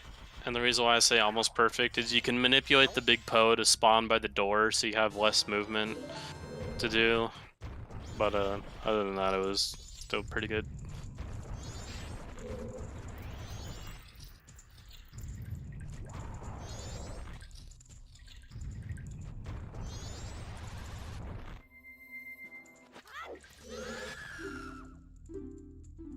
And then also, another thing when trading away the milk is it has to be full milk. You can't have half milk. Yeah, those skip those are demanding. They don't even specify how much they want, we just have to guess. Sad.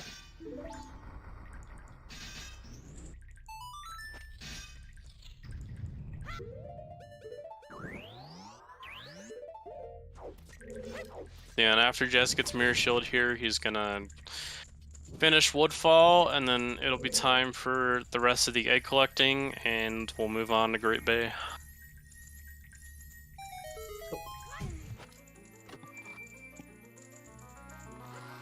By getting a pony song, I have no idea what angle he's doing that from. Okay, just gonna go around.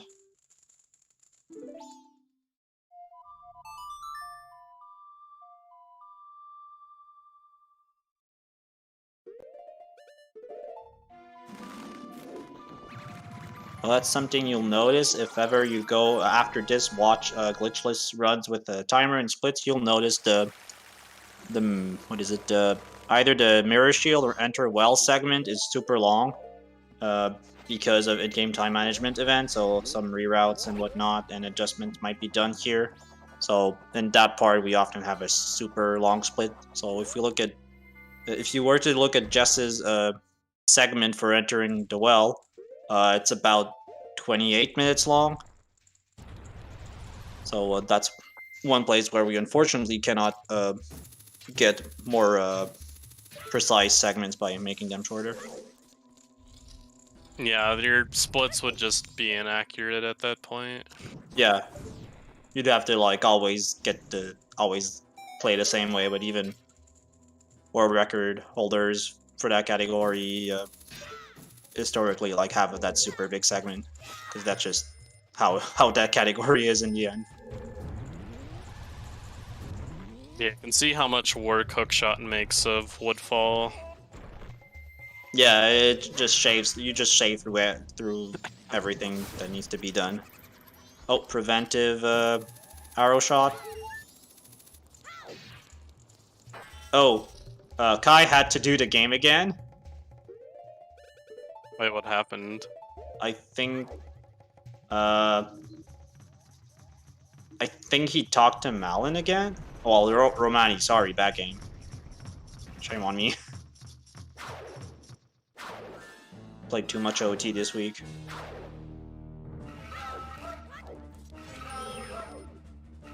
Was the second time around faster, please?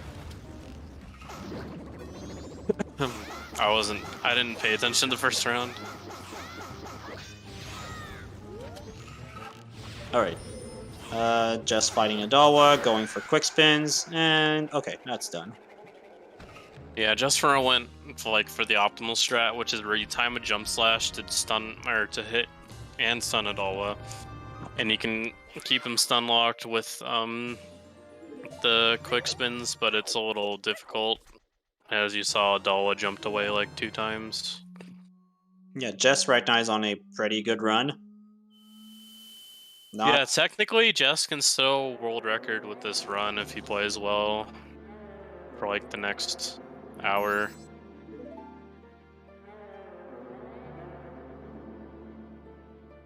Because world record, I won't lie, is pretty free right now. Considering Jess's skill level, like he was already capable of it before, but with the fact that the current world record doesn't have octo skip, there is a chance he could beat the world record by like a pretty fair amount this run. But nothing big can go wrong.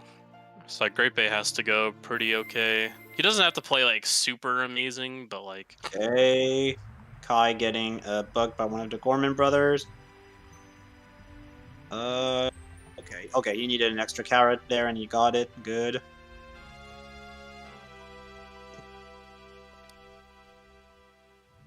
Then, yeah, he can use a couple of them here. Then wait for a couple of last ones for the end. Oh, not even. He can just pull one there. Oh, a bit early on the before last one, but I think he still wins. There you go. And you make the Gorman brothers angry, and they reward you with a mask for making them angry. Figure this one out.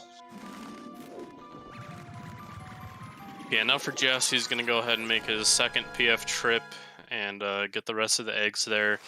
We already got the one in the hookshot room, so we won't be visiting that again. He's actually going to deposit his first one right now because he's going to need that bottle. Yep.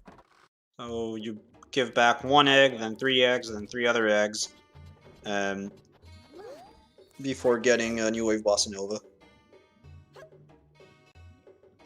And now I'm wondering, maybe the best place for Kai to get magic beans, unless he's done it already, would be to just buy them from the business scrub near the Swamp Tourist Center.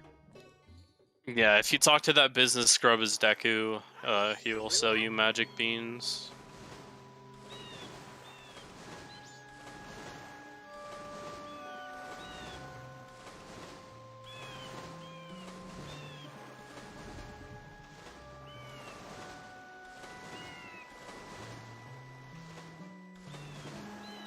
And I personally think PF is like the coolest thing ever when you get the eggs because you have a lot of cool movement. And we skipped 2 out of the 3 pirate fights. There's one we have to do. I think PF is pretty cool in glitchless categories. It's always fun. Completely agree with that one. Well, let's see if Jess gets this. Aw, just barely misses it. So Jess tried to go for a trick there called boat jump, and it saves a few seconds compared to just hookshotting the torch here and going around. Kai, it's the one you just go on roll to the swamp, and you just climb the ladder to the tourist center. It's the one on the left. So you have that. So you have the Swamp Tour center with the heart piece on top. You just talk to Deku Scrub on the left.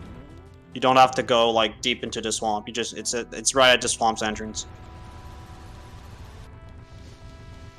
You're welcome. And commentator is interfering in the race. SMH. Oh, gotta retry the jump slash here for Jess. Yeah, This this jump is a slash little too close. Yeah, it's really easy, but it's kind of odd to adjust. Because, like, the textures here are kind of odd to get a visual cue, at least for me, so I can understand that anyone at any level can mess it up. Yes, that is the runner.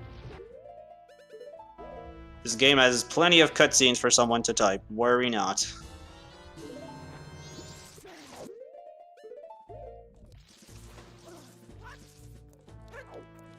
So we get some interactive races today.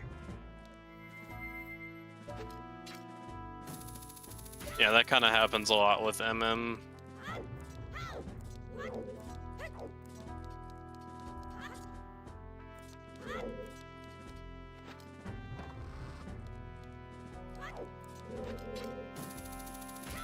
Yeah, so there's no like big secret to where things are in the game. So it's not like there's the check that he doesn't know.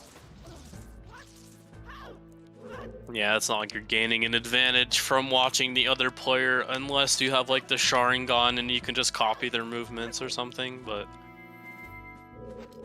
this is an anime. SMH.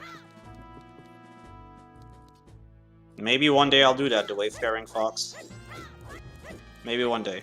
Well, I think having run all masks can make it so there's some overlap with the overworld hundo, but not too much because there's so many heart pieces in 100%. It's gonna be something interesting to learn for anyone learning 100% for MM. I think 100% for MM is like the coolest thing ever, and that's looking why it's my forward to main learning it. category. Yeah, I'm really looking forward to learning it. It's definitely one of the more. It's probably the most complicated category to learn. SRM or no SRM, I think they're both equally hard to learn. Glitchless Hundo is a bit more straightforward, but it's a bit longer because of cutscenes.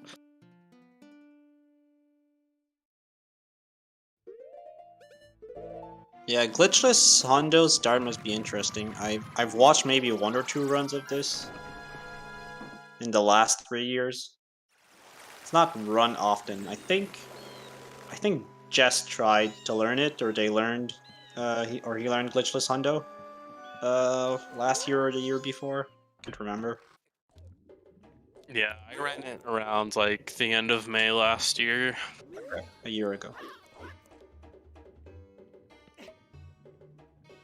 It's definitely a fun category, but it's a big time investment. And also we had a one runner for Glitchless Hundo this year, so Bewheel the Beast was running it in I'd like to say March. Yeah, he was still running it in March. I don't know if he was running it. I think last time I saw Dreaded, or not Dreaded, Severed and Below the Beast were both practicing it, but I think Below the Beast is focusing on like Wind Waker HD right now. Exactly. They are now running all dungeons in the Wind Waker HD, and still doing Twilight Princess any percent. Yeah.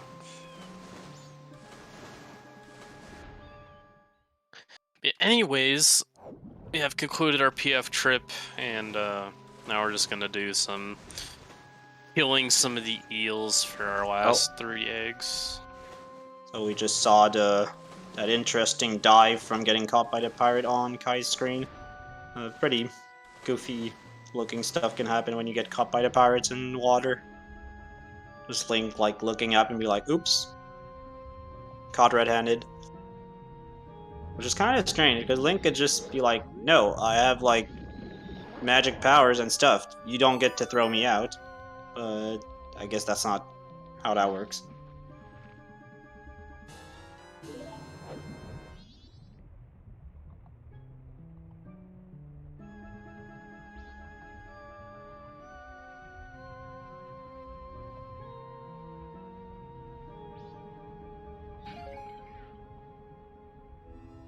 Alright, so notice here how Kai is releasing A, or releasing the swim before hitting the planks.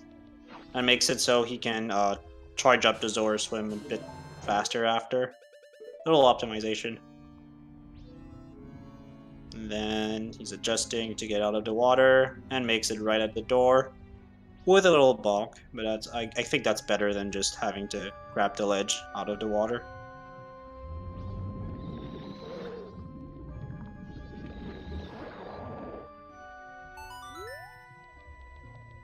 Alright, then the Zora fins with a side off. Oh, he made it to the water. I usually don't make it to the water. I just get onto land.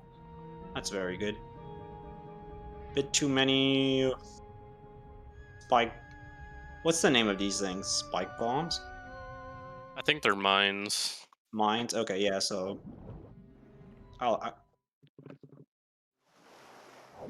here, the one. Yeah, that strat here with the Zorfins is I tried to YOLO it in runs. If ever you do that, if ever you learn that strat, actually take the time to learn it. Don't just YOLO it in a run. Don't be like me. Same for that second one. Though that segment is with Zorafins is really neat. It looks really cool, but it's not easy. Yeah, you have to kind of stay like towards like the back of the waterfall or the I guess waterfall, whatever.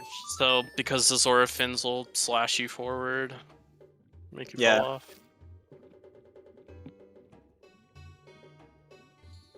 And I guess the water ledge, if you can call it that, is really different than normal ledges. It's a lot smaller than it looks. Yeah, it's super small, and you can't. It's water, so they made it so you can't grab from it. You can walk on it, but you can't grab it. All right, that's video games for you. I think in Ocarina, so Elio_SP. I think in Ocarina of Time, they're named because they're actual enemies in Ocarina of Time.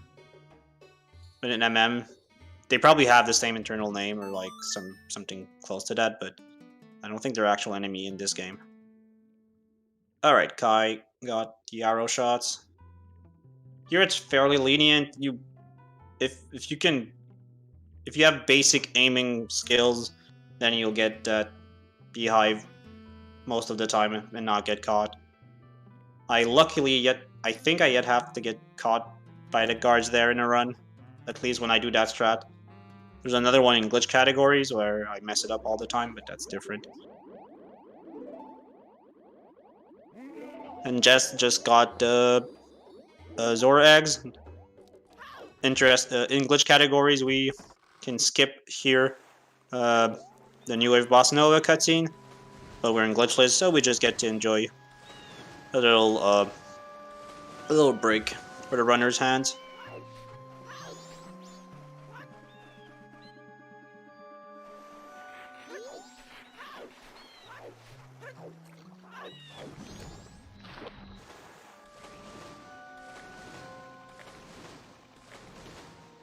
And Jess is going to make his way to Great Bay Temple, where we get to watch a couple of cutscenes. Hello, Lucky the Lycan Mew, or Lycan Mew, but hope you're having a good day. Welcome to this glitchless race for Majora's Mask.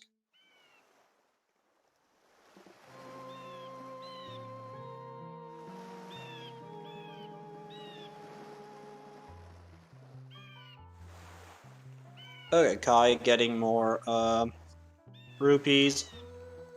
Probably going to do the groceries in West Clocktown. Yeah, that's exactly it. That's how I call it. That's my split here for getting the powder keg is called groceries. That's literally what West Clocktown is. It's like it's Clocktown supermarket, where you can buy W's masks and bombs. Really nice supermarket.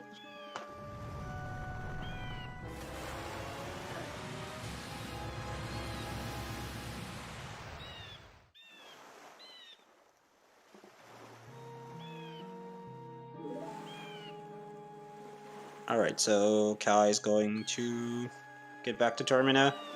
Call opponent now. Oh no, slowing down time. And then Goron roll, and then probably call opponent. Since you could do damage boost over the kind of fences, but that's long to wait on the bombs and all that. So you just call opponent usually. Well, all the time, really. There's no good reason to use the bombs if you have opponent here. Yeah. Buglim is the only exception because they end up skipping Garo Mask. There's no real reason to get Epona, because you only really need to get Epona for Garo Mask, and then Epona just ends up becoming convenient. But the reason why Bug Limit can skip the Garo Mask is because there's a really precise seam lock you can do to get into Akana Canyon, or as you saw earlier, you had to hookshot the tree that spawns. Oh, not enough momentum for Epona. Yeah, she can be picky here. Well, it's Epona. She's always odd. And she doesn't have a saddle. It mustn't be nice for her. If you know more about horseback riding than me, IRL, please educate me on that and correct me. But yeah.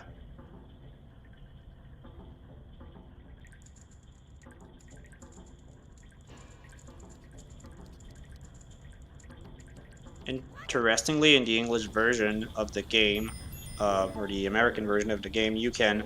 There are ways to ride Epona in the different forms because of the owl statue saves going a bit haywire. You can glitch this mechanic pretty intensely.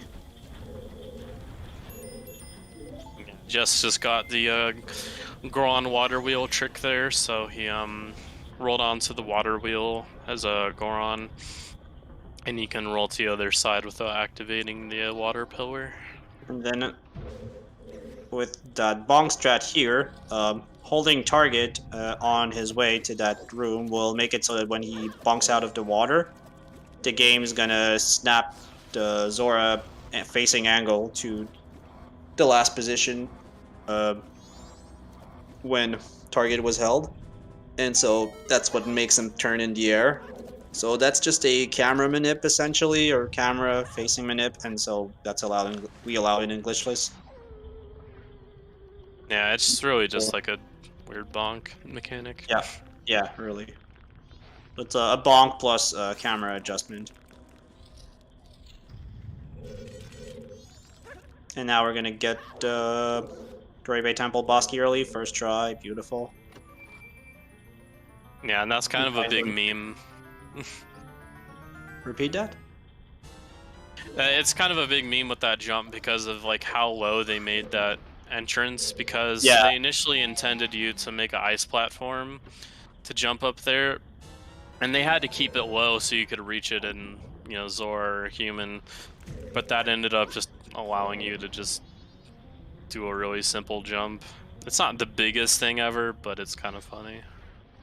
Yeah, maybe the good thing here would have been to put a door like in Snowhead Temple. I wonder why they were like inconsistently careful there compared to Snowhead.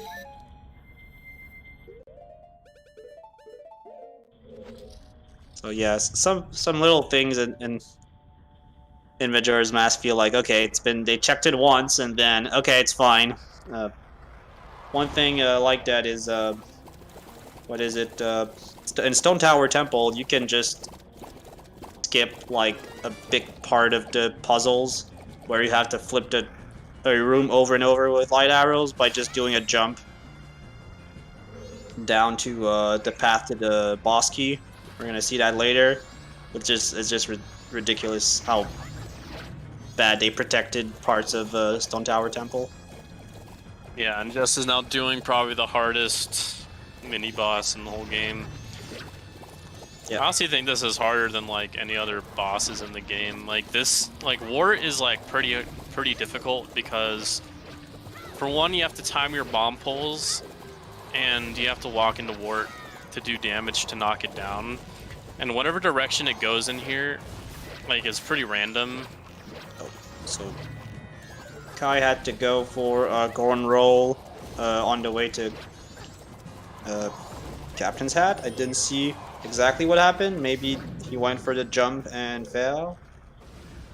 So it looks like Kai forfeited his race. I think he has something to take care of IRL. Thank you for being with us, Kai. We appreciate your effort, even though how bad Snowhead went. I'm sure that sucked. It's all good. We'll just looking forward to your run through this. We'll commentate the first ever record with just Octa skip here, Kappa. That'd be amazing. That'd be cool. Yeah, realistically, like, Jess could probably beat it by like 10 to 20 seconds, assuming average gameplay here. And like up to a minute if he plays really insane from here on out, but that's not very likely.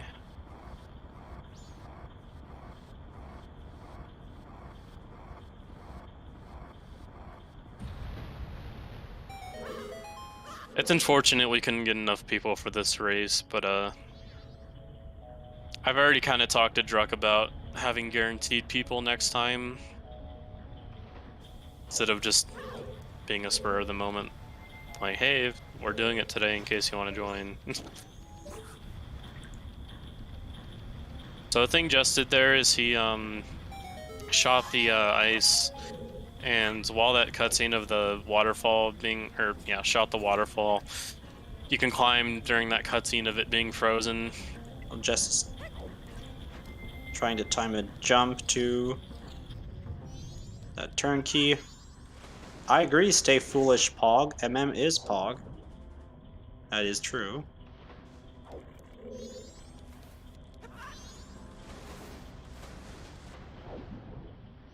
Yeah, what Jess is trying to do is something called a Zora high grab. And he's doing a dive. He's doing kind of like a precise dive out of the water. And he cancels it by letting go of A and pressing B.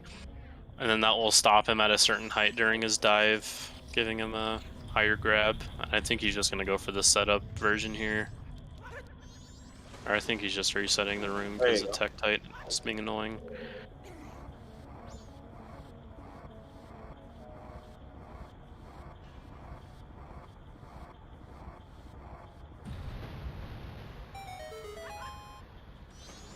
Oh, stunning the Tektite.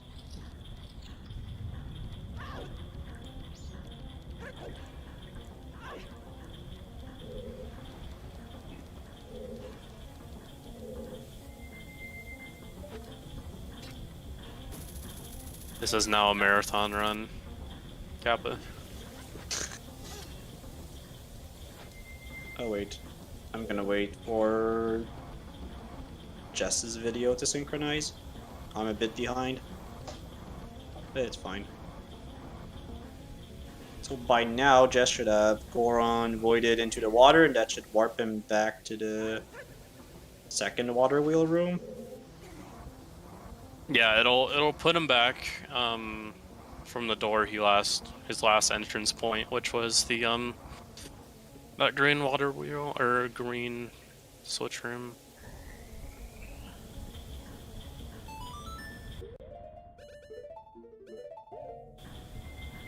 And then he'll probably be coming up to like the harder part of the temple here.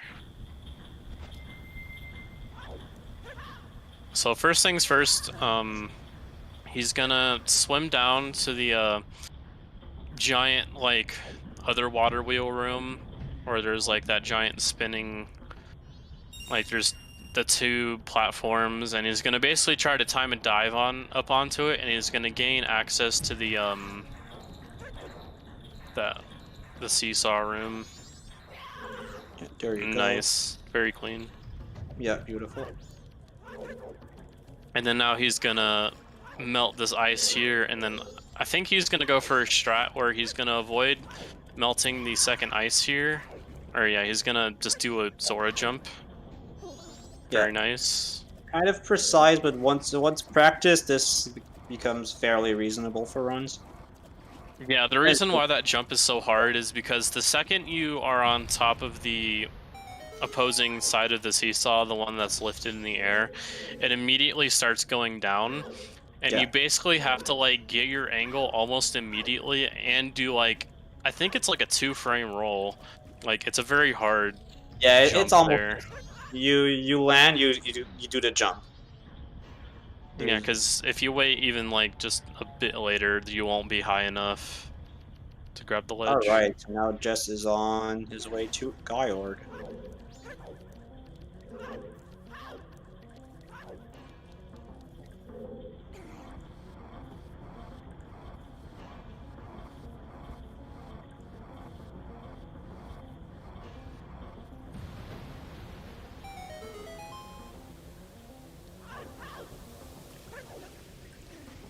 So here you don't have to wait for the water to be below you. You can just jump and it's gonna like push you up just enough so you can grab the ledge.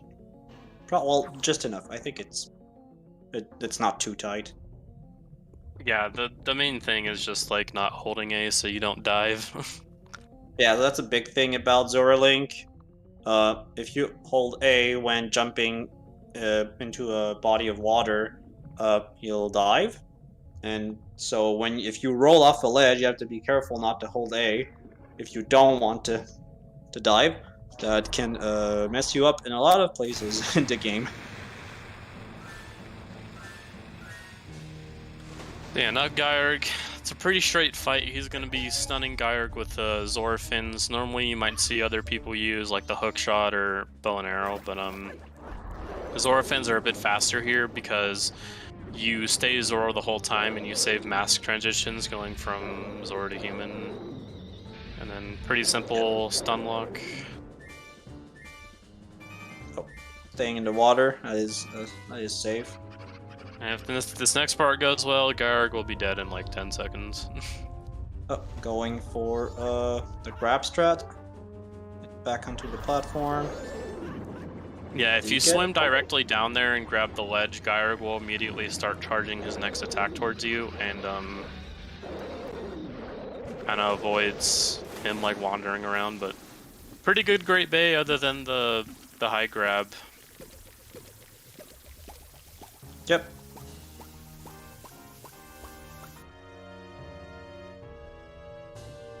I think at this point it's kind of unlikely that Jess gets a world record here, but it is still possible for him to get a personal best. Yeah, he's been ahead for a big part of the run.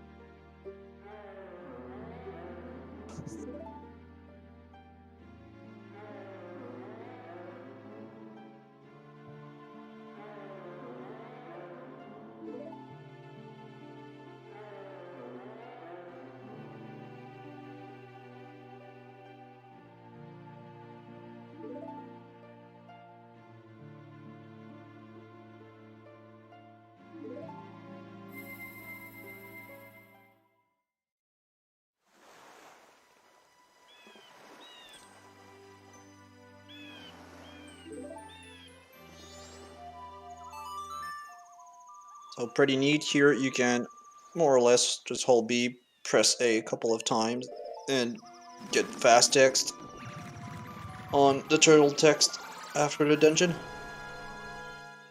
So yeah, now we're going to be completing the Icona Castle. Some pretty neat stuff in there, but pretty simple. And like I mentioned earlier, we'll be doing another Goron damage boost to skip the whole right side. So once we get to the top of the castle through the left side, it'll pretty much be done at that point.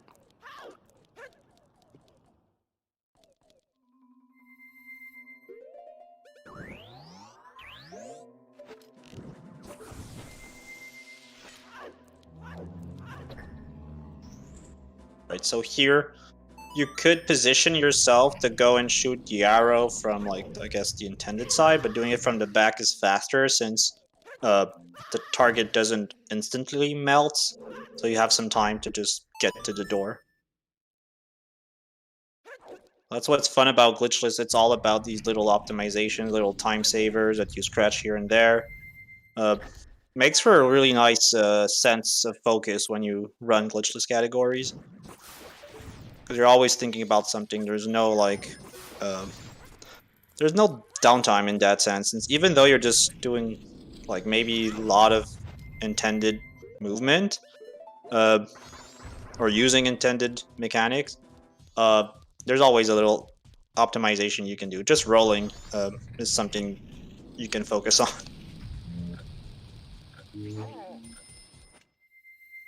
And yeah, another thing that we'll talk about rule set wise. Another thing that was banned is skipping. Or actually, we won't. Yeah, there's no need for that. That's right. So we'll just end up throwing the keg over the fence. Pretty easy to do. And we basically banned skipping a tiny cutscene that we usually did, where we could stand on top of the explosion, and then it'll just like, because when you blow up the roof, you saw like the little cutscene that played of just it blowing up. But if you're standing right on top of it, you'll be right above the loading zone, and you'll basically load the next area while the cutscene's playing.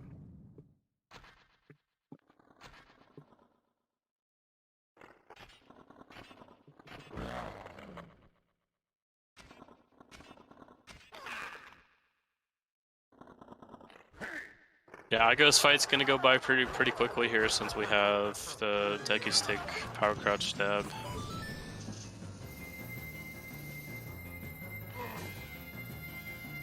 Didn't get the cool.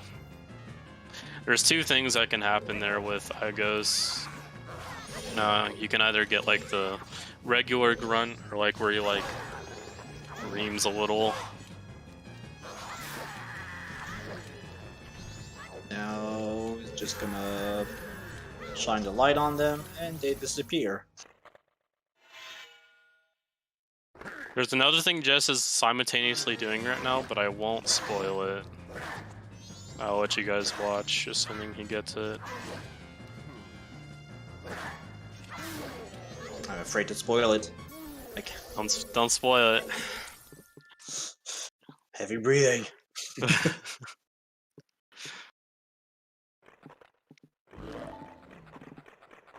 I'm gonna do it. No, I'm not. I'll say it. Don't say it.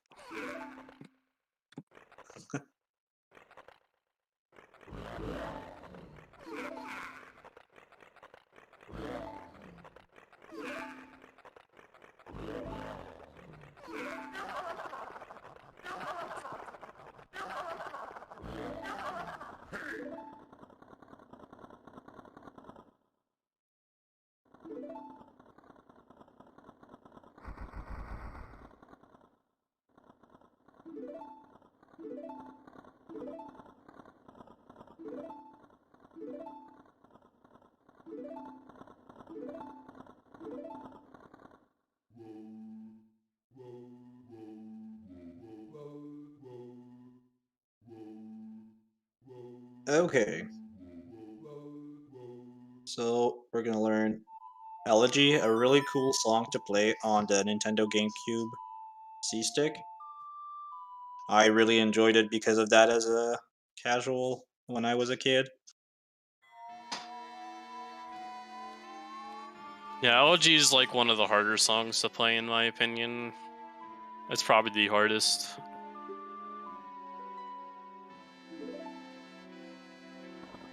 But you just follow the path on the C-Stick. But often we thing... use buttons. Yeah. Oh no, Jess died, man. What the heck? Ben, what did you do?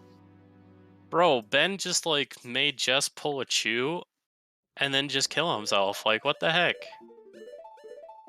Well, that's I'm telling you, man, this game's evil. That's unforgivable. Like Ben was a trustworthy soldier and he just betrayed Link. That's messing up the Taking the whole lore SMH now. inside of my head. Agreed. But 1000% no, in all seriousness, though, he was taking damage from Ghost to set up for that death warp. Yeah. Because normally, if you were to leave that area normally, you would need casually. You would you'd have to either soar back to the owl, or have already, like, if you didn't enter Akana Castle from the well, there's a crystal switch that activates the light that melts that sunblock that just did a gainer over.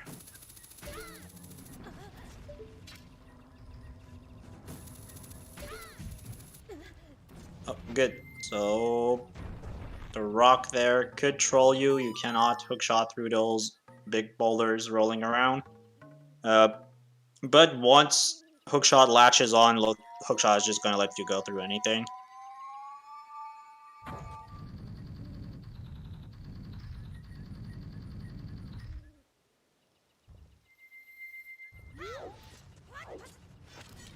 I really like the detail about the statues from Elegy, like the Darmany statue has the actual scar that Darmany has when you meet his ghost.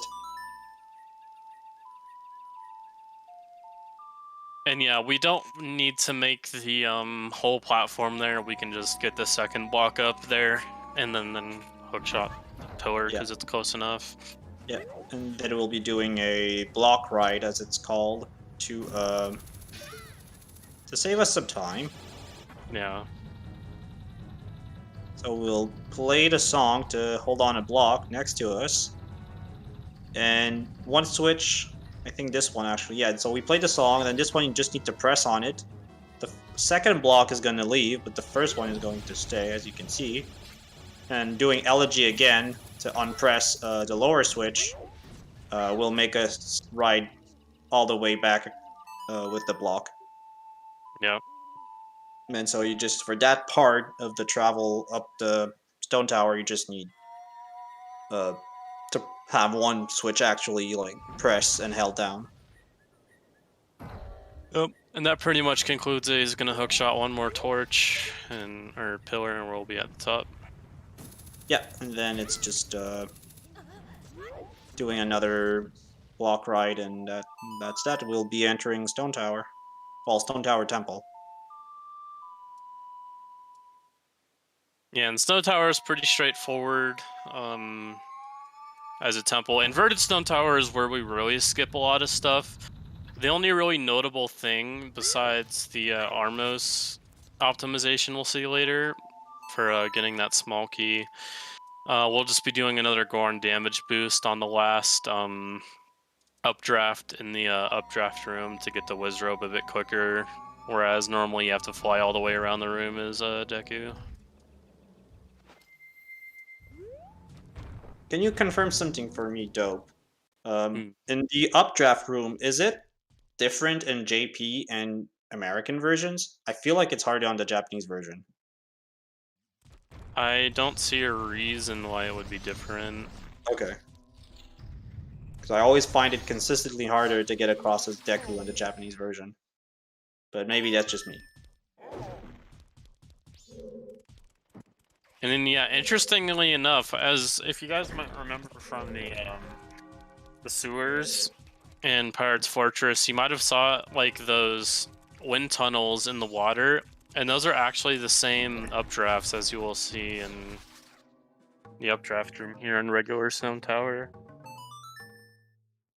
And they actually work the same, like as in terms of giving you Deku flowers, and in Glitch 100%, we actually take that to our advantage, and we do a really precise setup where we can void out in the water while also frame perfectly hitting that updraft, and the next time we respawn as Deku, we'll get Deku flowers, and we can have a really precise angle to then clip out of bounds and fly all the way around to get the heart piece, and that's called reverse PF. Interesting fun fact.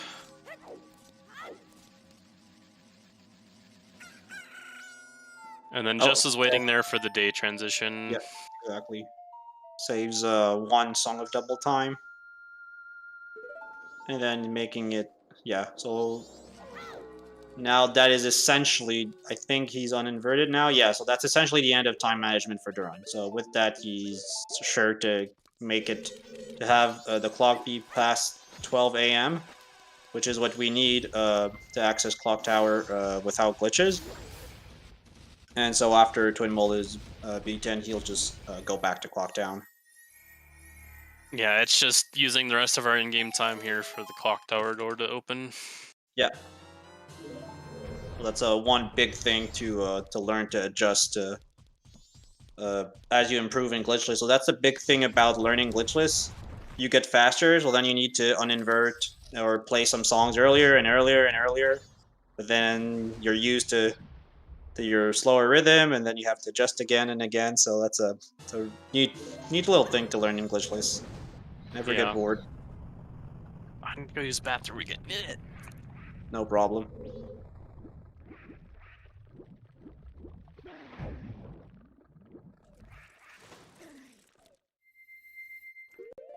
So the next room here is I'm just memeing, by the way, but the next room here is a beta room that they left in the game.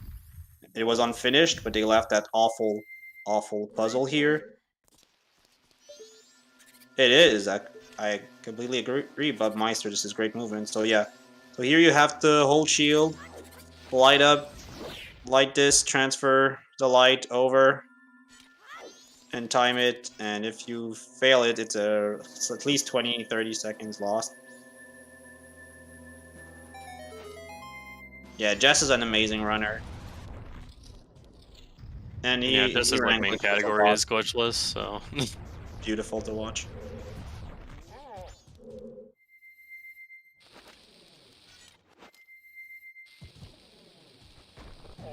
Okay, so yeah, that angle here was actually a bit suspicious, and yeah, it proved to be incorrect, and now that works. Okay, so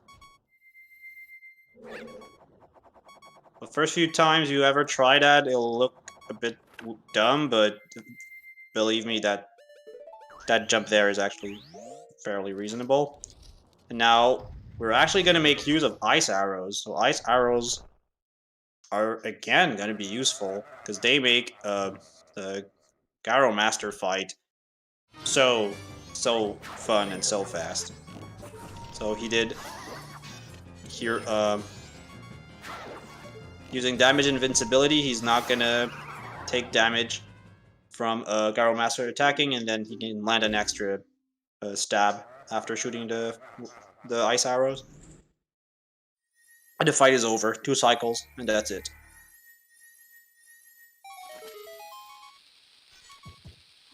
Jess, what are you doing? You're taking damage again! And he's wasting bombs. Oh no. Oh, 1 frame. This will still work. Yeah, that will still work. I was just curious how close to it he would get. And, yeah, you got it. Yeah, Jess is on definite PB pace now. This is a very good run. Okay, yeah, I don't think we could have built up another debate, but there's a lot of death warps in this run. I started thinking about it, and I'm like, geez, there's really a lot. But yeah, now he's gonna have to go back to the other side because on the Japanese version they didn't include the switches by the temple entrance. Oh, and I'm gonna watch this first before I continue. What is? So yeah, this is a new find for skipping an elegy here. No way! I never saw that before. That's super new. Yeah, that saves around 10 seconds. That was found by a person that goes by the name of Pushy. I think they are involved in the rando community a lot, so wow, that's a really neat find. Gorgeous. On top of being fast, that is pretty. Wow. And Jess got it really nicely too. Yeah, I think he had like 1 extra pause, but that's okay. Wow. I'm amazed. The little things, that's what makes Glitchless so interesting. It's these little things, like in, I don't think we mentioned it, but in, I'm always super happy when I get the ladder climb in Great Bay Temple when you go activate another turnkey before flipping the current in the whole dungeon. It's just so simple. You just shoot the ice arrow, freeze, and climb the ladder at the same time. But it's just so awesome, these little optimizations you can do, these little things that the game allows you to do by just doing normal controls. Now Jess is going for early Igor. That makes it so we can skip uh, essentially all the small keys from the right side, right? Yeah, in the updraft room, there's like, you have to basically get a small key in that room, and then you have to like take the whole upper area, and it's really long and bad. But that little jump that you saw Jess do down to that like lower platform is just, it's so funny.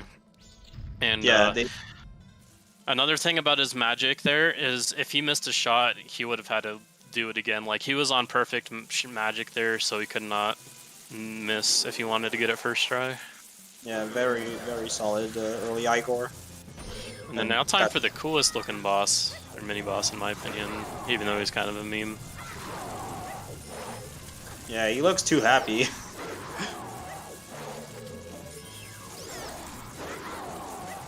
And then what you saw Jess do at the beginning of the fight there is that the bats, for the first hit, they actually take a little bit longer to go back to the to Gomas. So you can actually get 2 hits in there. It's a little precise, but definitely doable, and Jess got that, which was nice.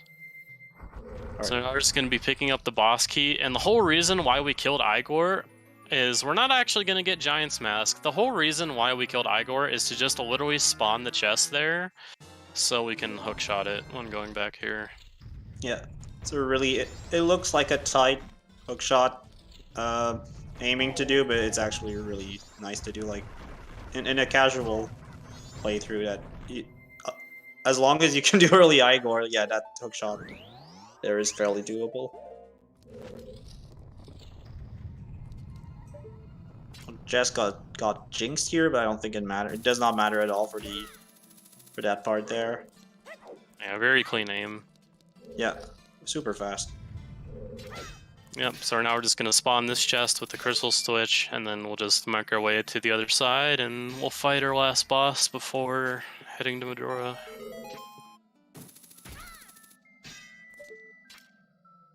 I guess it did matter a little bit there, because you can do a jump slash to skip hookshotting another time, but not really that big of a deal. That beam there to not grab onto it, and there you go. We are at Twin Mold.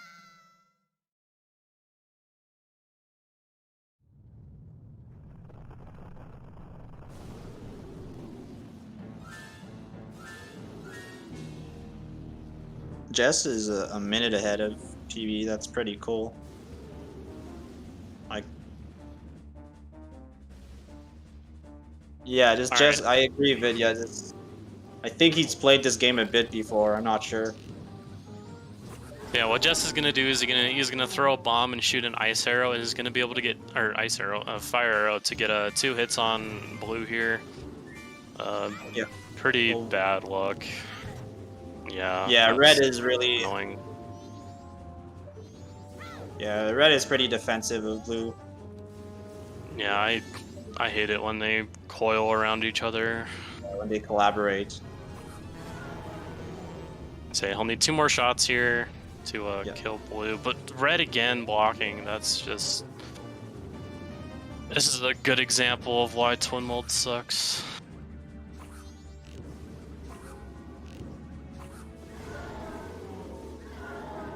Alright, so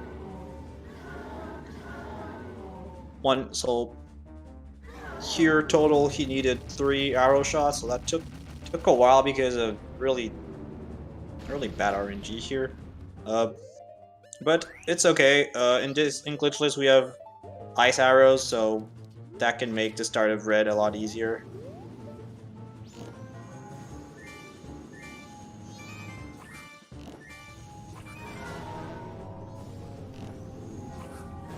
Alright, so he needs... Yeah, I think he needs one last one and then he's done. No, okay.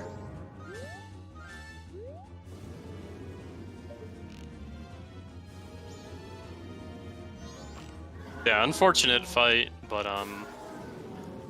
Jess is definitely on PV pace right now, assuming Majora Undeniably. goes well, I think. I'll actually check. Actually, is he? Yeah, I he don't is. remember.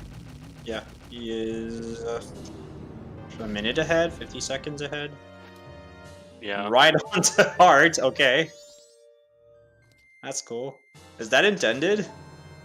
Does he go there on purpose? Oh, real PB is 2:46.24. Route PB. So can we agree on a route PB? At best, right now, he can probably get like a 20-second PB, but Majora has to go really well right now in order for that to happen. He'll definitely get a route PB, but real PB is going to be pretty tight here. And knowing Majora, that's kind of hard to hope for a good fight. It's usually not the best idea. Yeah, that is correct, Vidya. That's completely fine. That's not a time loss. Yeah, I know that.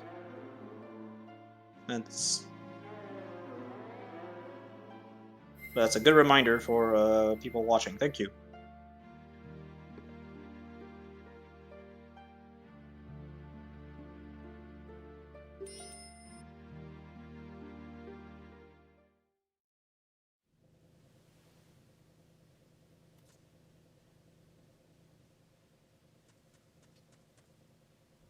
Yeah, more cutscenes.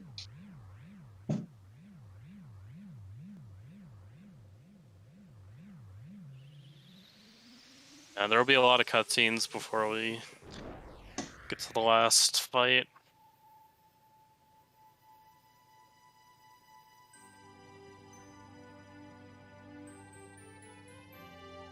And there you go. We, I guess, removed the curse on Ikana. Yep.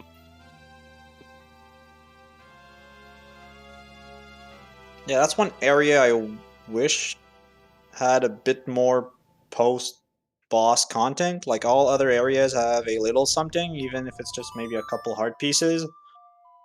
This area has, I don't know, like blue water, like clearer water, or like the There's music actually box. one more thing.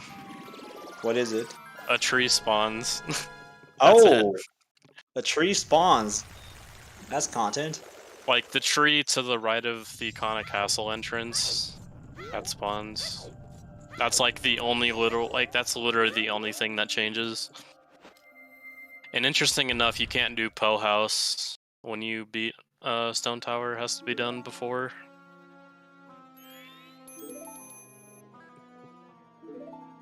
Yeah, Ikana is like the only region where nothing changes besides like the music and that tree spawning.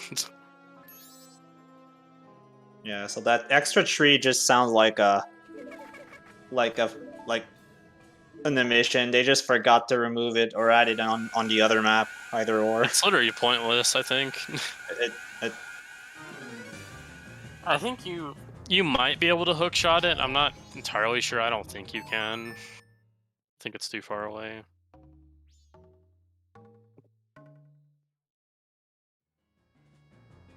But get ready for another like several minute cutscene. Yay. Yeah. So if you need to go like walk your turtle, fly your fish, swim your cat, go do it.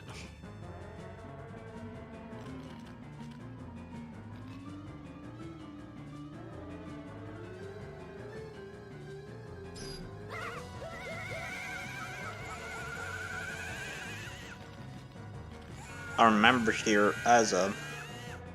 Aww. Jess is taking good care of his controller. Walking his controller, I guess in his bedroom or something. And then giving a bath to his controller. Do not give a bath to your controller, it's gonna ruin it. Take it apart first.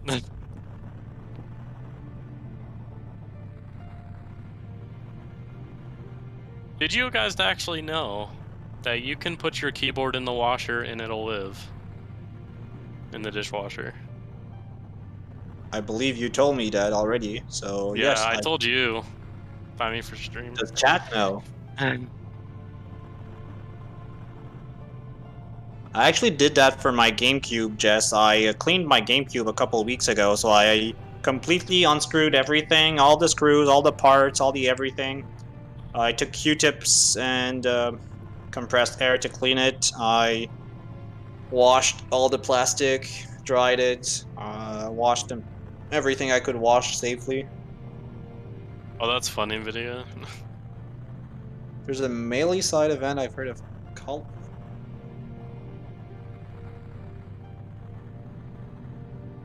And the water from the ice destroyed people's controllers. No They didn't way. like dry their hands or something with a towel. Well, I guess if you dry your hands by the time. Well, I guess you're creating dry, friction. And even if you dry them, there might be like water that condensates because your hand's temperature is lower. Are you going to get a good incarnation RNG? Let me flip a coin. Give me a second.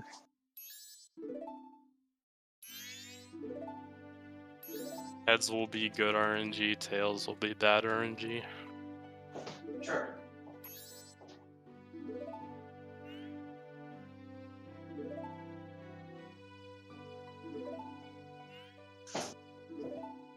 Okay. Okay, I got the coin. Well, okay, you have the choice. We have it's all Canadian currency, so we have quarter. We have $1. We have what else do I have in my?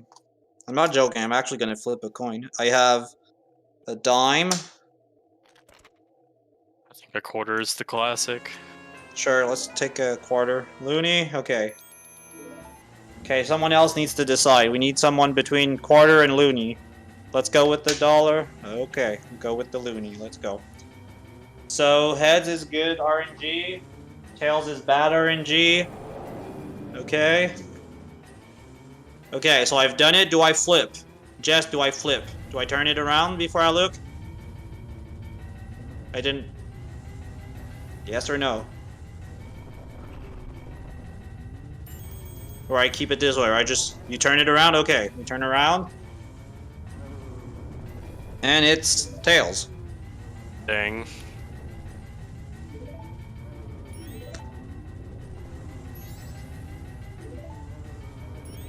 No, we'll put reverse psychology pressure on the game to give us bad RNG, but then it'll mess up and give us good RNG. You completely read me. You read me like an open book. Exactly. That's exactly it. Well, now everybody, make sure, don't tell the game that we're joking. Let the game do the reverse psychology itself, okay?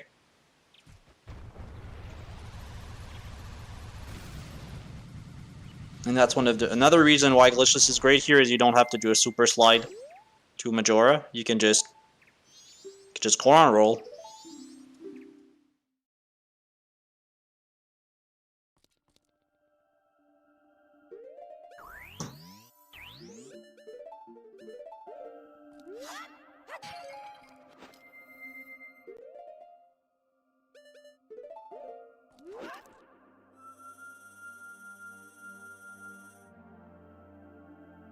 Yeah, mask will be just straightforward. Knock it down with your fins, shoot with the light arrow, repeat until dead.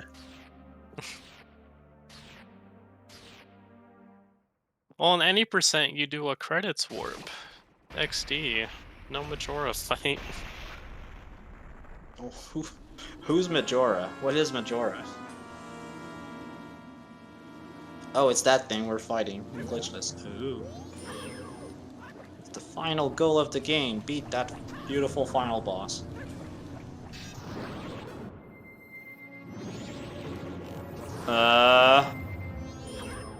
Super Slide is just probably simpler video? That's a good question. In some, like, in categories like AD, no SRM, you don't have any bombs there, you only have choose, so you do, like, a choose super slide. And, or a chew Hess, I mean. And, like, you could technically get your Hess right up to the kid, and it doesn't really make a difference. Interestingly, you can do a super slide. So between Hess and super slide, there's also how you get the super slide. I've seen Enop do a bomb plus chew super slide, where the chew like gets into bombs and blows it up super quickly. That's an optimization you can do if you have bombs and bomb chews already equipped. Yeah, that's called a quick slide. What's the name? Quick slide. Yeah, exactly. So yeah, unfortunate Mask just got kind of trolled. Hopefully Incarnation makes up for it, but I'm not sure. This looks bad. Another thing. Yeah, no. So now we just hope for a quick stun here. Okay, maybe, okay, that's good. Close to a wall, and some stuff can be done here. Yeah, this should be fine. And he's gonna use the stun with bombs, and there we go. Yeah, unfortunately Jess can't get a real PB anymore, but he is gonna get a route PB, so...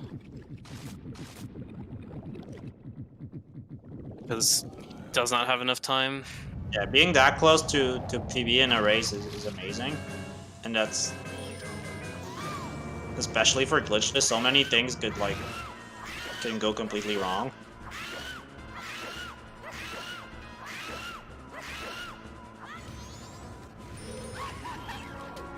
And Beyblades are coming out.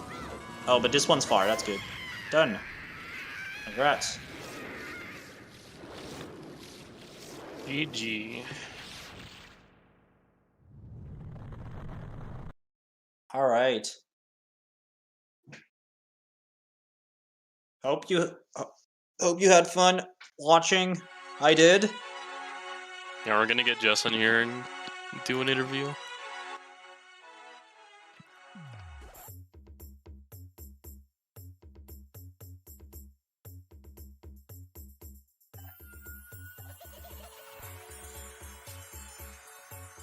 Thank you for sending GGs to Jess, everybody. That's very nice. Hello. Gamer. Amy. How'd that run feel to you? Bad. Yeah. It was fine till like Woodfall, and then I failed the torch movement when the water, and then I actually did something dumb before Gecko, and I missed the spin into the flower. So I had to wait for the flower cycle to start again, and then after that it just kept going downhill. The best part of that run though was the iceless into seesaw room. It was the best part of the run. Yeah, that was pretty good. It's unfortunate Kai had something come up. Yeah. But yeah, it's kind of rough having your first glitchless run be on a restream, so I get it. But yeah, hopefully we can get more of these out in the future. Next time we'll probably have more guaranteed people instead of people just joining on the spot. That was kind of a mistake on our coordination. But yeah, I'd definitely be down to being available ahead of time if we're gonna do more of these, just to be guaranteed. Great, thank you. And Jess, what's your goal for this category right now? If I continue playing like I want to, I probably want to get low 243, probably 242 eventually. Awesome. Something like that. yeah, definitely tune into the glitchless hype. A world record should be happening soon with Octo Skip, but that will conclude us. Yeah, it's actually kind of funny because Trev and Op and I have all done some runs, but all of us have gotten owned, and none of us have gotten world record yet. So yeah, definitely give Jess a follow and stay tuned with the Glitchless grind. But yeah, we're gonna go raid the ZSR main channel for a Twilight Princess any percent tourney match between Simikins and Jaquaid. So I hope you guys enjoyed the Glitchless speed run. Like I said, we'll try to do more of these in the future. So stay tuned and Stay tuned. Join our Discord if you want to learn MM speedruns and maybe participate in our races. Have a great day, everybody. goodbye. Yeah. Bye-bye.